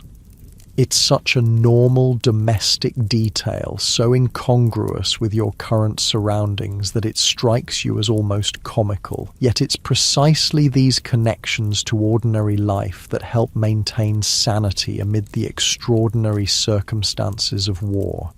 The night settles around the regiment, unusually quiet with no campfires and minimal movement to avoid drawing enemy attention. Pickets are posted at regular intervals, alert for any sign of Confederate activity, while the majority of men try to rest in preparation for what tomorrow may bring. Sleep is fitful at best. The ground is hard and damp, the night air grows increasingly chilly, and the tension of being so close to the enemy line keeps nerves on edge. You drift between shallow sleep and wakeful alertness, never fully surrendering to either state. Sometime past midnight, you're roused by Monroe sitting up suddenly beside you, a strangled cry escaping his lips before he clamps his hand over his mouth. The nightmare that woke him is evident in his wide eyes and trembling hands. Without comment, you offer him your canteen and he drinks gratefully, the simple act of swallowing seeming to ground him back in reality. "I keep seeing Miller," he whispers, naming the man from your company who died in yesterday's charge. The way he looked after the bullet hit him. He shakes his head as if trying to dislodge the image. "We joined up together, you know. Same day, same recruiting office. Known him since we were boys." You nod, understanding the particular anguish of losing someone who connects to life before the war. It's different from the grief of losing comrades met during service, carrying an additional weight of shared history and civilian identity. "Try to remember him before," you suggest quietly, careful not to wake the others. "From home, I mean, not from yesterday." Monroe nods slowly, his breathing gradually steadying.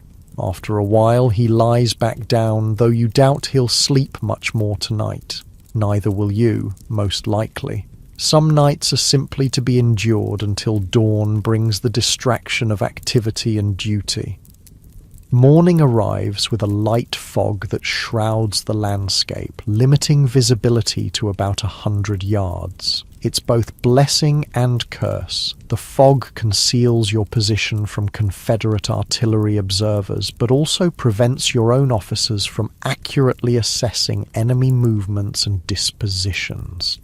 Breakfast is more hardtack, supplemented by a precious half ration of coffee that someone has managed to prepare using a small concealed heat source that produces minimal smoke. The hot liquid is reviving after the chilly night, though the taste is weak and bitter. Lieutenant Parker moves along the line, checking positions and providing what information he has about the day's likely operations. The main Union assault, it seems, has been postponed due to the fog.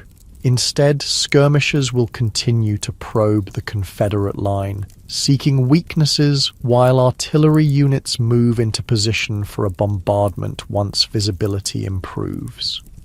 Your squad is assigned to maintain its current position, exchanging occasional fire with Confederate skirmishers similarly deployed ahead of their main line. It's a less intense form of combat than yesterday's charge, more a deadly game of hide and seek, with men firing from cover, then moving to new positions before enemy sharpshooters can target them.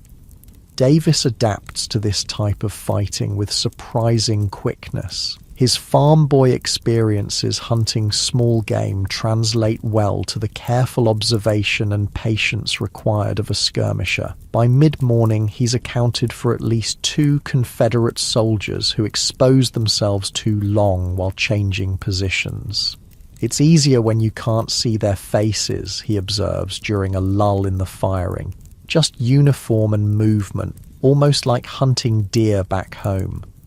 You understand what he means, the psychological distance created by picking off targets at 200 yards is vastly different from the intimate violence of yesterday's bayonet charge. The killing is still real, still final, but somehow less personally confronting. It's one of war's strange moral accommodations. The fog begins to lift by late morning, revealing the Confederate line more clearly. Union artillery, now properly positioned, opens fire on the rebel defenses. The familiar thunder of the big guns is oddly reassuring. It means that larger forces are at work, that your small part in this vast conflict is supported by the coordinated efforts of thousands of others. Confederate batteries respond, though their fire seems less coordinated and accurate than yesterday. Rumors filter down the line that the rebels are short on ammunition, that their supply lines have been disrupted, that they're preparing to withdraw across the river.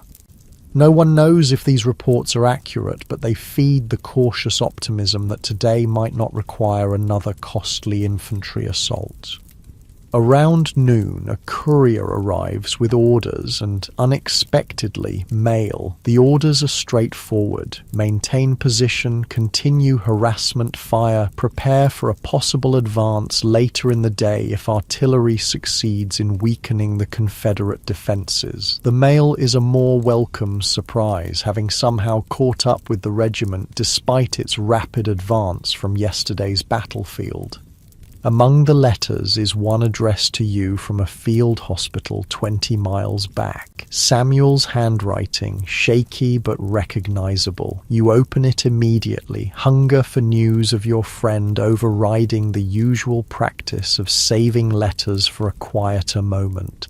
Samuel's letter is brief, written during what he describes as a lucid interval between fever spikes. The pneumonia has worsened, requiring more aggressive treatment, but the hospital conditions are better than he expected. He's under the care of a contract surgeon, a civilian doctor employed by the army, who seems both competent and caring, a rare combination in military medicine. Most importantly, Samuel has received your letter to his wife and is grateful for your efforts to reassure her. He asks that you continue to write to her if you can, as his own strength for correspondence is limited. He closes with a simple but heartfelt line. Remember your promise if things go badly, but know that I intend to rejoin you and settle my own affairs when this sickness passes. The letter brings both relief and renewed concern. Samuel is alive and receiving care, but his condition sounds precarious. Pneumonia kills more soldiers than bullets do, especially when complicated by the general debility that months of hard campaigning produces in even the strongest men. You carefully fold the letter and tuck it away, making a mental note to write to both Samuel and his wife when opportunity permits. For now, though, duty calls. Lieutenant Parker is signaling for the sergeants to gather for new instructions. The lieutenant looks tired, the strain of command evident in the lines around his eyes and the tension in his shoulders. Like most officers in the volunteer army, he's learning the difficult business of leadership on the job, making decisions that affect men's lives without the benefit of formal military education or long experience. Artillery reports good effect on the rebel defenses, Parker informs the gathered sergeants. We're to advance our skirmish line to within 300 yards of their position, maintaining steady fire to pin down their infantry while our guns continue working. No general assault unless specifically ordered. The orders are reasonable. Advancing the skirmish line will increase pressure on the Confederates without exposing the regiment to the devastating casualties of a frontal assault against prepared positions. Still, moving forward under enemy fire, even as skirmishers with the ability to use cover, carries significant risk. You return to your squad and explain the situation. No one shows particular enthusiasm for advancing closer to the Confederate line, but neither is there reluctance or fear. After yesterday's charge, this seems like a manageable task, dangerous but not suicidal. We'll move by teams, you explain, drawing a rough map of the ground ahead in the dirt. 2 men advance while 3 provide covering fire, then switch. Use whatever cover you can find. Don't bunch up. Stay at least 5 yards apart. If someone gets hit, don't stop to help until the firing slackens. Everyone clear? The men nod, their faces showing the focused concentration of soldiers preparing for action. Even Davis has adopted this expression, the wide-eyed nervousness of yesterday morning replaced by a controlled alertness that makes him look years older. The advance begins with a general increase in fire all along the Union line, hundreds of rifles creating a continuous rolling volley that forces Confederate defenders to keep their heads down. Under this covering fire, the skirmishers begin moving forward in small groups, dashing from one position of cover to the next. Your squad advances smoothly, the men working together with practiced coordination despite never having trained specifically for this maneuver. Military necessity creates its own expertise, teaching lessons more effectively than any drill manual. The Confederate response is sporadic at first, then increasingly accurate as they recognize the threat of the advancing skirmishers.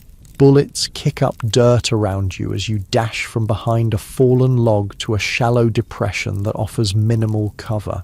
To your right, Davis slides into position beside a large rock, his rifle already coming up to his shoulder as he seeks targets along the rebel line. The advance continues yard by painful yard, each movement exposing the men to enemy fire, each new position offering temporary safety before the next dash forward. It's exhausting work, physically and mentally, the constant calculation of risk, the surges of adrenaline with each exposed movement, the strain of maintaining accurate fire while under fire yourself. A cry of pain draws your attention to the left, where Reynolds has fallen, clutching his leg. Bennett, his partner in the advance, hesitates momentarily, torn between continuing forward and helping his wounded comrade. "Keep moving," you shout over the din of gunfire. "I'll get him." Bennett nods and continues his advance, while you work your way carefully to Reynolds's position. The wound is serious, but not immediately life-threatening. A bullet has torn through the meat of his calf, causing significant bleeding but missing bone and major blood vessels. "Can you move? If I help you?" you ask, already tearing a strip from your own shirt to use as a temporary bandage. Reynolds nods through gritted teeth, his face pale but determined. With your assistance, he begins crawling toward the rear, staying low to avoid presenting a target to Confederate marksmen. You cover his retreat with occasional shots toward the rebel line, more to discourage accurate fire than with any expectation of hitting specific targets. Once Reynolds is safely on his way to the regimental aid station, you rejoin the advance, moving up beside Davis, who has maintained steady fire throughout the incident. His face is streaked with powder residue and sweat, but his hands are steady as he reloads his rifle. "Reynolds?" he asks briefly, eyes still scanning the Confederate line for targets. "He'll live," you respond, settling into position and bringing your own rifle to bear. "Good shot in the leg, but clean." Davis nods, seeming to accept this as relatively good news given the circumstances. The advance continues, the skirmish line gradually closing the distance to the Confederate position despite increasingly accurate rebel fire. By mid-afternoon, the Union skirmishers have reached their objective, a position approximately 300 yards from the main Confederate line, close enough to maintain effective pressure, but far enough to avoid the worst of the defensive fire. Your squad establishes a makeshift position using a combination of natural features and hastily piled fence rails, creating just enough cover to allow relatively safe observation of the enemy position. From this vantage point, the effects of the Union artillery bombardment are clearly visible. The Confederate breastworks show significant damage in several places, and at least 2 rebel artillery pieces appear to have been disabled. More importantly, the volume of Confederate return fire has noticeably decreased over the past hour, suggesting either ammunition shortages or a reduction in manning as troops are shifted to more threatened sectors. Lieutenant Parker moves carefully along the skirmish line, gathering observations from each squad. When he reaches your position, you report what you've seen, including your assessment that the Confederate defense seems to be weakening. Same all along the line, Parker confirms. Headquarters thinks they may be preparing to withdraw across the river tonight. We're to maintain pressure but conserve ammunition. No point wasting powder if they're already leaving.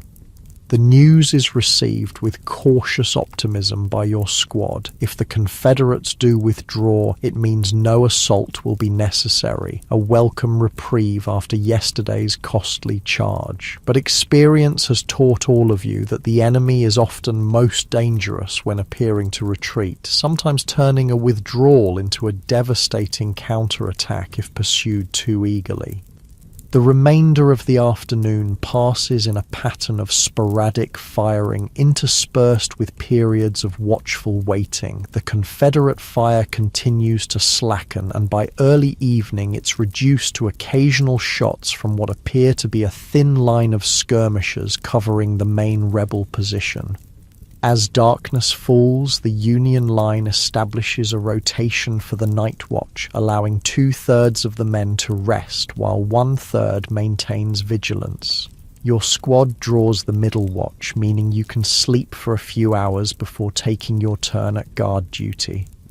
You use the opportunity to write letters by the light of a carefully shielded candle, one to Samuel, expressing hope for his recovery and providing news of the regiment, and another to his wife Sarah, offering reassurance about his care and condition without minimizing the seriousness of his illness. It's a difficult balance to strike, but honesty tempered with hope seems the kindest approach.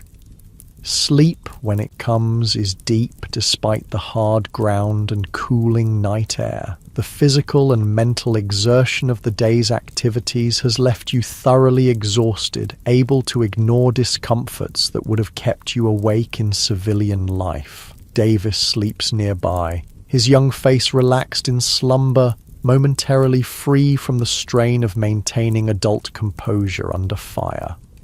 Your squad's watch begins at midnight, a 4-hour shift of tense alertness in the darkness, straining eyes and ears for any sign of Confederate movement. The night is unusually quiet, no artillery exchanges, minimal picket firing, just the occasional sound of distant movement that might be troops repositioning or might simply be the wind through trees.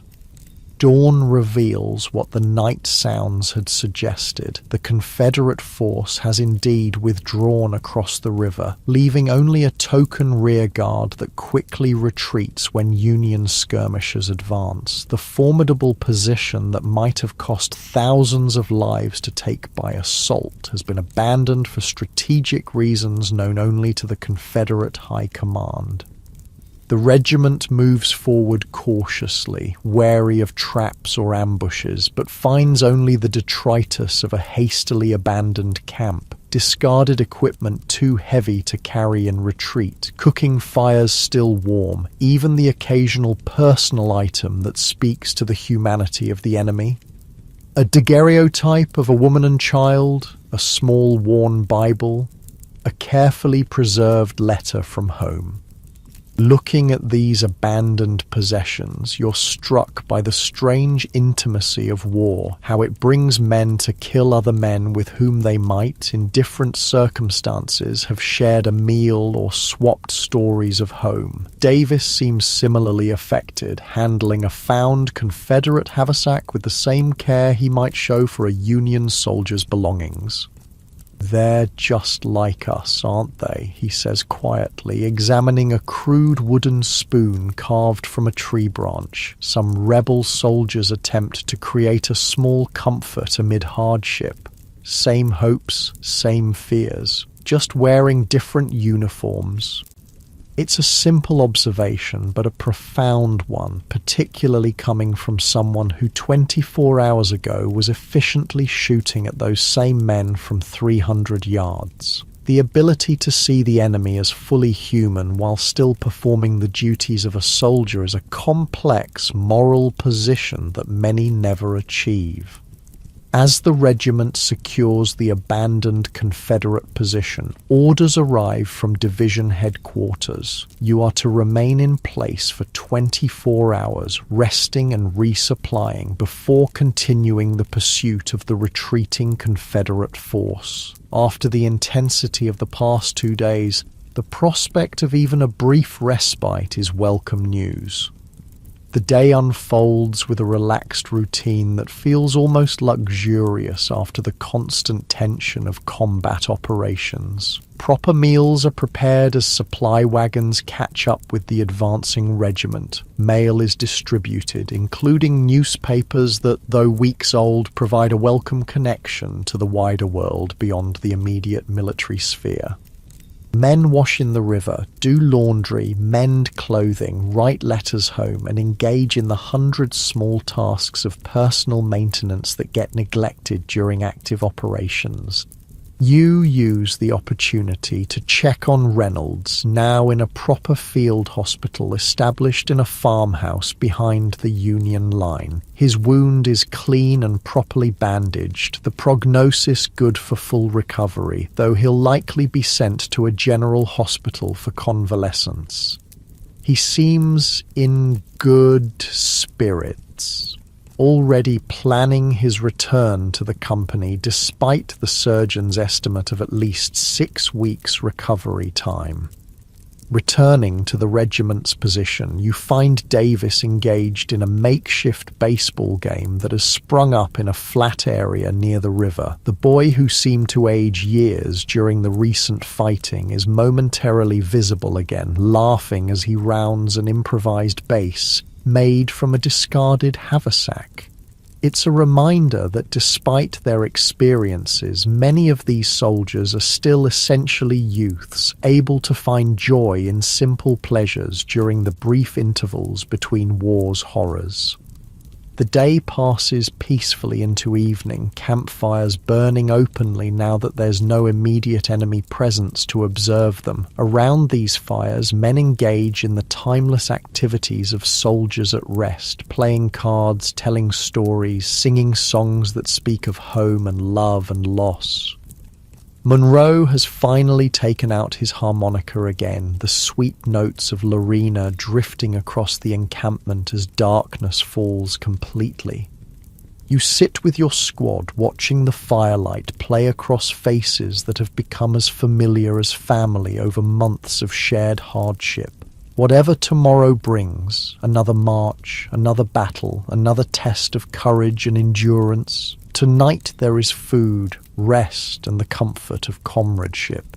In war, such moments of relative peace are treasures to be savoured, memories to sustain the spirit through whatever challenges lie ahead. Morning arrives with thin sunlight filtering through a layer of high clouds, casting a soft, diffuse light over the encampment. The 24 hours of rest ordered by division headquarters is coming to an end, and the regiment prepares to resume its pursuit of the retreating Confederate force. There's a different energy in the camp today. The men are rested, fed, and clean by military standards, their spirits lifted by the brief respite and the enemy's withdrawal. You wake feeling more refreshed than you have in weeks, the combination of adequate sleep, hot food, and the absence of immediate danger having worked a kind of temporary magic on body and mind. Beside you, Davis is already up, meticulously packing his knapsack with the increased efficiency that comes from months of practice. "Mail call before we move out," he informs you, noticing you're awake. Wilson heard it from the company clerk, might be news from Samuel. The mention of Samuel sends a brief pang through your chest. It's been several days since his letter from the field hospital, and pneumonia can take sudden turns for the worse. You've seen strong men carried off by illness within days, their bodies unable to fight both infection and the accumulated hardships of military life. Breakfast is luxurious by campaign standards. Fresh bread brought up by the supply wagons, salt pork fried rather than eaten cold, and coffee strong enough to stand a spoon in as the veterans joke. Around the cooking fires, conversation flows easily, the men discussing everything from home news to speculation about where the Confederate force is heading, to good-natured debates about which company has the worst cook. Lieutenant Parker moves through the camp, checking preparations for the march with the increased confidence of someone growing into his command role. When he reaches your position, he pauses, a folded paper in his hand. "Orders came through this morning," he says, addressing you directly. "Your field promotion to sergeant is confirmed. It's not just acting anymore." He hands you the paper, an official document with the regimental colonel's signature, formalizing your new rank and the modest increase in pay that accompanies it. You accept it with a mixture of pride and uncertainty. Promotion means recognition of your abilities, but it also means increased responsibility for the lives of the men under your command. It's a weight that sits differently than the simple burden of combat, requiring moral courage as much as physical bravery. "Congratulations, Sergeant," Davis says with a genuine smile when Parker has moved on. The others in your squad offer similar sentiments, their expressions showing no resentment at your elevation, just acceptance and perhaps relief that the position has gone to someone they trust. Mail call comes as promised, the company clerk distributing letters and small packages to eager recipients. Your name is called twice, a letter from home and, more surprisingly, one from the general hospital where Samuel was sent. You open the second one first, heart pounding with apprehension. The letter isn't from Samuel himself, but from a hospital steward writing on his behalf. The news is mixed. Samuel's condition worsened significantly after reaching the general hospital, the pneumonia developing complications that nearly claimed his life. But the crisis has passed, the steward writes, and the doctors now expect a slow but steady recovery. Samuel is too weak to write himself, but dictated a brief message. "Tell the boys I'm too ornery to die. We'll rejoin when able, but maybe sometime. Remember your promise about Sarah if needed."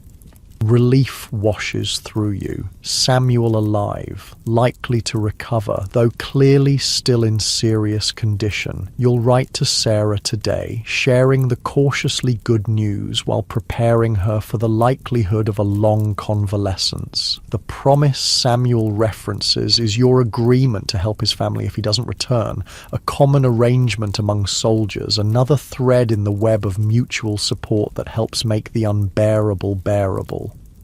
The letter from home contains family news, updates on the farm, community happenings, the ordinary details of civilian life that seem increasingly distant from your current reality. Your mother mentions that Emma asks about you whenever their families meet at church, her interest apparently becoming noticeable enough to prompt gentle teasing from your siblings. The thought brings a smile to your face and a momentary warmth that pushes back against the pervasive uncertainty of military life. The regiment forms up mid-morning, companies falling into marching order with practiced efficiency. Your company is assigned to the vanguard today, the leading element of the column, responsible for first contact if the enemy is encountered. It's a position of honor, but also of increased danger, requiring constant vigilance rather than the relative mindlessness of marching in the middle of a long column. As acting sergeant, now confirmed sergeant, you position your squad accordingly, placing the most experienced men at key points and keeping Davis near you, where his growing but still incomplete battlefield awareness can be supplemented by your own. The boy no longer seems like the frightened youth who joined your tent after Samuel's evacuation. His posture, movements, and expressions all reflect the accelerated maturation that combat forces upon the survivors. The march begins at a deliberate pace, the column winding along a road that parallels the river where the Confederate force reportedly crossed. The day is pleasantly cool, the high clouds providing relief from what might otherwise be oppressive summer heat. Under different circumstances, it might be a pleasant country walk rather than a military movement in pursuit of an armed enemy. By midday, scouts report that the Confederate rearguard has been spotted about 3 miles ahead, defending a crucial crossroads that the main rebel force passed through during the night. The regiment halts temporarily while officers consult maps and discuss approach options, then resumes its advance with increased caution. Your company deploys from marching column into a more dispersed formation, ready to respond quickly if contact occurs. The men move with the focused alertness that becomes second nature after sufficient combat experience, eyes constantly scanning the landscape, ears attuned to any sound that doesn't belong, muscles ready to react to threats from any direction. The first shot comes just after the column rounds a bend in the road, revealing the crossroads about half a mile distant. A puff of white smoke appears from a cluster of trees to the right, followed seconds later by the crack of a rifle. The bullet passes harmlessly overhead, but its message is clear. The enemy is present and prepared to contest your advance. Lieutenant Parker orders the company to deploy as skirmishers, spreading out to minimize vulnerability to enemy fire while advancing toward the Confederate position. Your squad takes position on the right flank, using a shallow drainage ditch that runs parallel to the road as partial cover. What follows is not a major battle, but the kind of limited engagement that characterized much of the war's daily reality. Brief, intense exchanges of fire between relatively small units, each seeking advantage through maneuver and marksmanship rather than overwhelming force. For the men involved, however, the danger is just as real as in the largest set-piece battles, each bullet equally lethal regardless of the engagement's strategic significance. Your squad advances by bounds, 2 men moving forward while the others provide covering fire, then switching roles. It's hot, exhausting work, requiring constant communication and coordination. Davis performs well, his movements becoming more fluid and confident with each successful advance. Whatever innocence he arrived with has been replaced by a competence that will serve him well if he survives to return home. The skirmish continues for nearly an hour, a dance of advance and retreat as the Union force gradually pushes the Confederate rearguard back from their defensive position. Casualties are minimal on both sides, 2 men wounded in your company, none in your immediate squad, with similar light losses visible among the retreating rebels. By late afternoon, the Confederate force abandons the crossroads entirely, withdrawing at a pace that suggests their main body is now safely beyond immediate pursuit. The regiment secures the position but does not continue the chase, having reached its assigned objective for the day. Tomorrow will bring new orders, perhaps another march, perhaps a more significant engagement if the Confederate force decides to make a stand rather than continue its retreat. Camp is established with the efficiency of long practice, tents rising in orderly rows, pickets posted at appropriate intervals, cooking fires built within designated areas. The routine of military life reasserts itself after the brief disruption of combat, men falling into the familiar patterns of evening activities, cleaning weapons, preparing meals, tending minor injuries, writing letters home.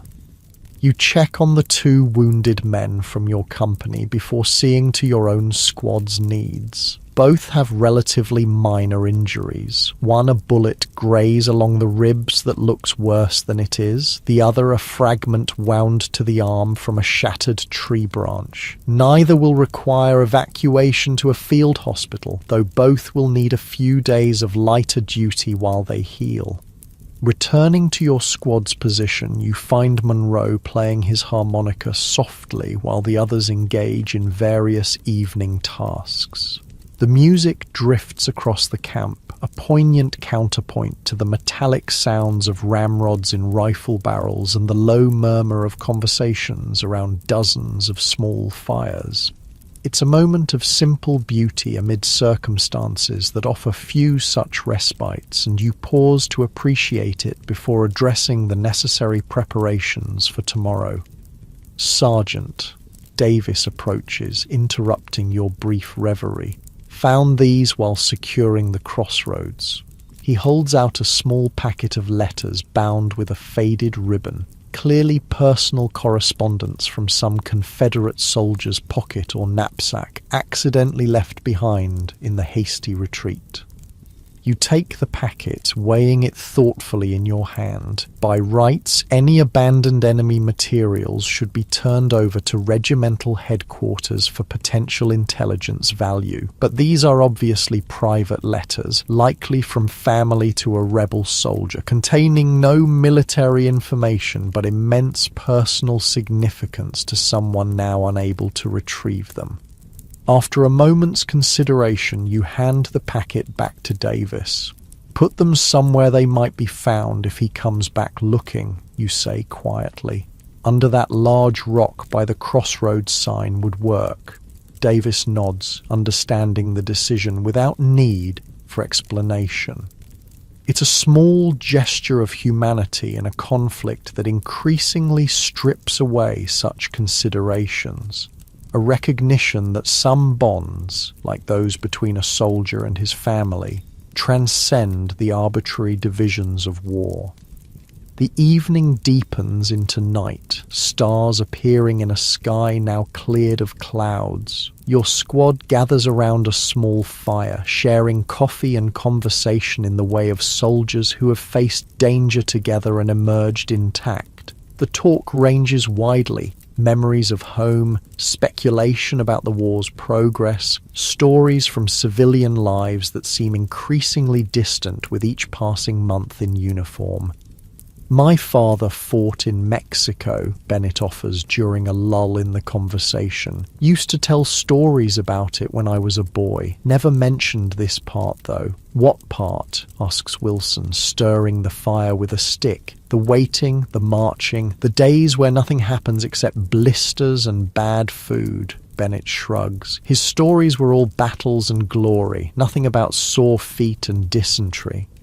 The observation prompts knowing chuckles from around the fire. It's a common experience, the gap between civilian perceptions of war shaped by newspapers and veterans' edited reminiscences and the lived reality of military service where heroic moments are islands in an ocean of mundane hardship. Think anyone will want to hear our stories when we get back? Davis asks, his young face serious in the firelight. The real ones, I mean, not just the exciting parts.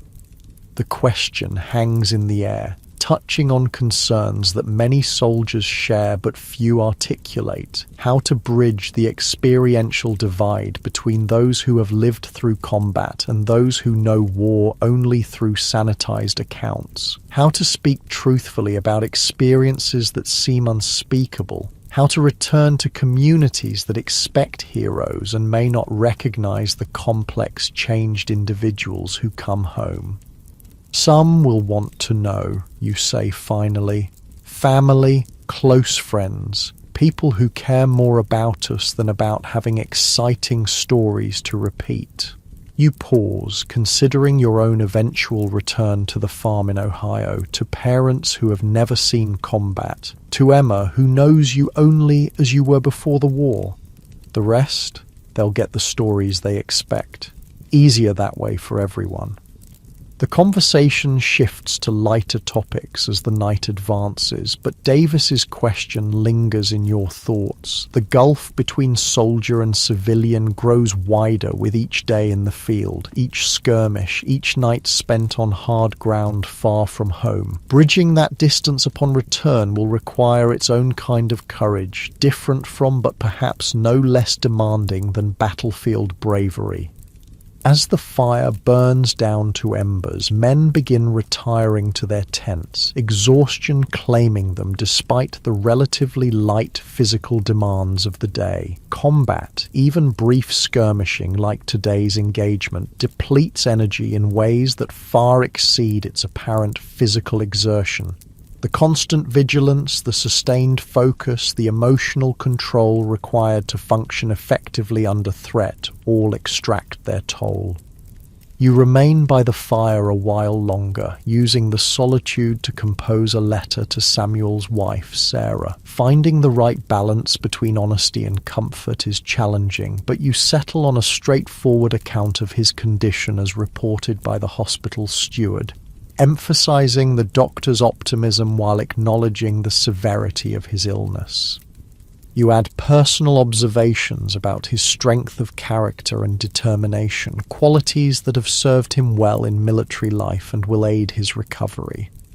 The letter complete, you sit back, watching the last flames flicker among the coals. Tomorrow will bring whatever it brings. Another march, another skirmish, perhaps a major battle if the Confederate force decides to make a stand, or perhaps something entirely unexpected, war being the realm of chance and chaos despite all attempts at planning and prediction.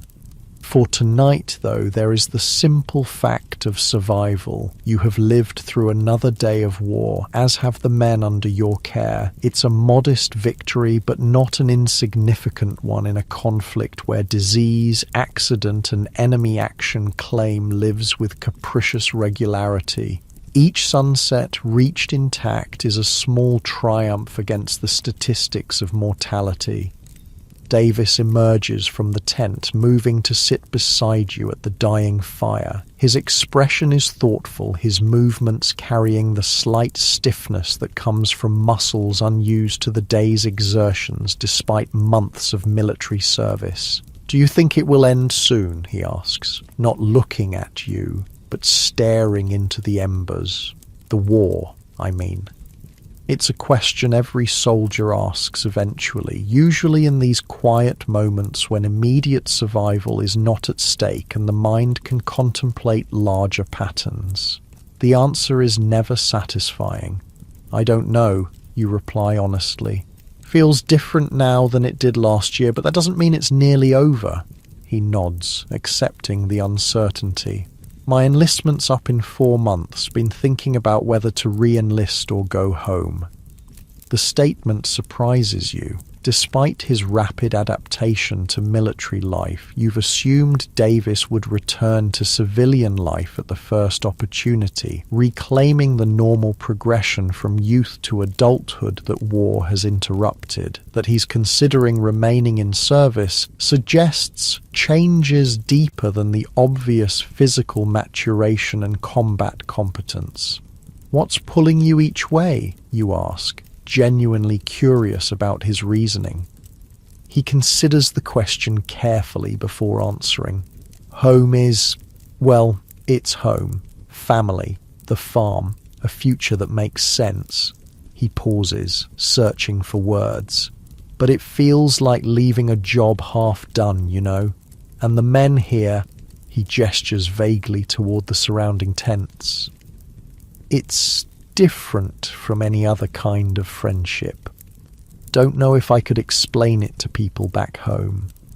You understand precisely what he means. The bonds formed among soldiers transcend ordinary friendship, forged in shared danger and mutual dependence that civilian life rarely demands. It's a connection that many veterans find impossible to replicate after returning home, leading some to maintain lifelong associations with former comrades while struggling to form equally meaningful relationships with those who haven't shared their experiences. Whatever you decide, you tell him, make it your choice, not what you think your family expects or what the regiment needs or what sounds most noble, just what you can live with when you look back years from now. He nods again, seemingly satisfied with the advice. What about you? Your 3 years must be nearly up too. The question turns your thoughts to your own eventual decision. Your enlistment has 11 months remaining, nearly a year of war still to endure before facing the choice Davis now contemplates. Home pulls strongly, the farm, your family, the possibility of a future with Emma if her interest proves durable. Yet the regiment has become a second family, the men around you as close as brothers in many ways. Haven't decided, you admit. Ask me in 11 months after I've seen how the war develops. The conversation lulls into comfortable silence, both of you watching the last embers fade to ash. Around the camp, similar scenes play out, men in quiet conversation or solitary reflection, processing the day's events, contemplating uncertain futures, finding what peace is possible amid circumstances designed to deny it. Eventually, exhaustion claims you both, sending you to the relative comfort of the tent where sleep comes quickly despite the hard ground beneath your blanket. Your dreams are a confused mixture of home and war, ploughing fields that turn to battlefields, familiar farm buildings transforming into military encampments, family members appearing among your squad. It's neither nightmare nor pleasant dream, simply the mind's attempt to reconcile the disparate realities that now comprise your existence. Morning arrives with familiar sounds, the bugle's call, the rustle of men emerging from tents, the clatter of equipment being gathered for another day's march. The routine of military life continues, each day building upon the last, the war's progress measured in miles advanced. Positions secured, casualties sustained and inflicted.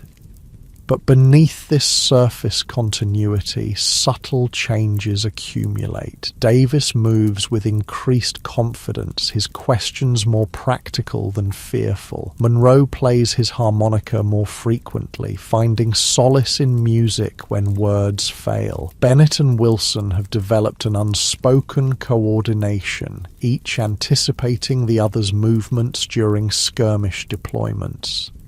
And you feel the weight of sergeant's stripes on your sleeve, not just the physical fabric, but the responsibility they represent for lives entrusted to your leadership. These incremental adaptations, multiplied across thousands of men in hundreds of regiments, form the true story of the Civil War soldier's experience. Not just the dramatic moments of charge and countercharge, victory and defeat, but the daily endurance of hardship, the formation of bonds that transcend civilian understanding, the gradual transformation from citizen to soldier, and for the fortunate, eventually back to citizen again. As the regiment forms up for the day's march, you take your position at the head of your squad, checking equipment and alignment with practiced efficiency. The road stretches ahead, leading toward whatever engagement or encampment the day will bring. Behind lies yesterday's crossroads, one small point on a map of conflict that spans a continent. And somewhere beyond the horizon waits home, a place both unchanging and irrevocably altered by your absence, just as you have been changed by experiences that those who remained behind can never fully comprehend. The drums begin their cadence and the column lurches into motion. Left foot, right foot, the eternal rhythm of the infantry marking time toward an end that remains beyond sight but must eventually arrive. Until then, there is only the next step, the next mile, the next day of a Civil War soldier's life, endured with grim determination, occasional humor, rare moments of beauty, and the sustaining knowledge that you do not walk alone. And perhaps that, in the end, is what defines the Civil War soldier's experience most essentially. Not the politics that divided a nation, not the strategies that generals plotted on maps, not even the courage displayed in desperate moments of combat. Rather, it is the discovery that human connection persists even in wars in humanity, that brotherhood can be found amid brutality, that moments of grace appear in the most graceless circumstances. Left foot, right foot. The march continues, carrying you and thousands like you through history's bloodiest chapter on American soil. Some will fall along the way, their journey ended by bullet or disease. Others will return home forever changed, carrying memories that shape their remaining days. All are united by having lived the answer to the question, what was it like to be a Civil War soldier? It was hardship and camaraderie, boredom and terror, mundane routine and extraordinary sacrifice. It was feet blistered from endless marching and hands calloused from digging countless rifle pits. It was the taste of hardtack softened in coffee and the smell of gunpowder that lingered in uniforms for days after battle. It was letters from home read by firelight and final messages dictated to strangers in field hospitals. It was everything human experience encompasses, compressed and intensified by the proximity of death and the forge of shared adversity. As the regiment disappears around a bend in the road, the dust of its passing settling on empty fields, we leave our unnamed sergeant and his squad to continue their journey. Their war will eventually end, as all wars must. Some will survive to tell their stories. Others will become names carved on stones or fading entries in regimental logs. But in this moment, they march together under the summer sun, their individual fates still unwritten, their collective experience forming one small thread in the complex tapestry of a nation's most defining conflict. The road stretches onward and the soldiers follow step by step into history. When we consider the Civil War today, we often focus on the grand movements of armies, the political machinations of leaders, or the social transformations that followed emancipation. These perspectives are valid and important.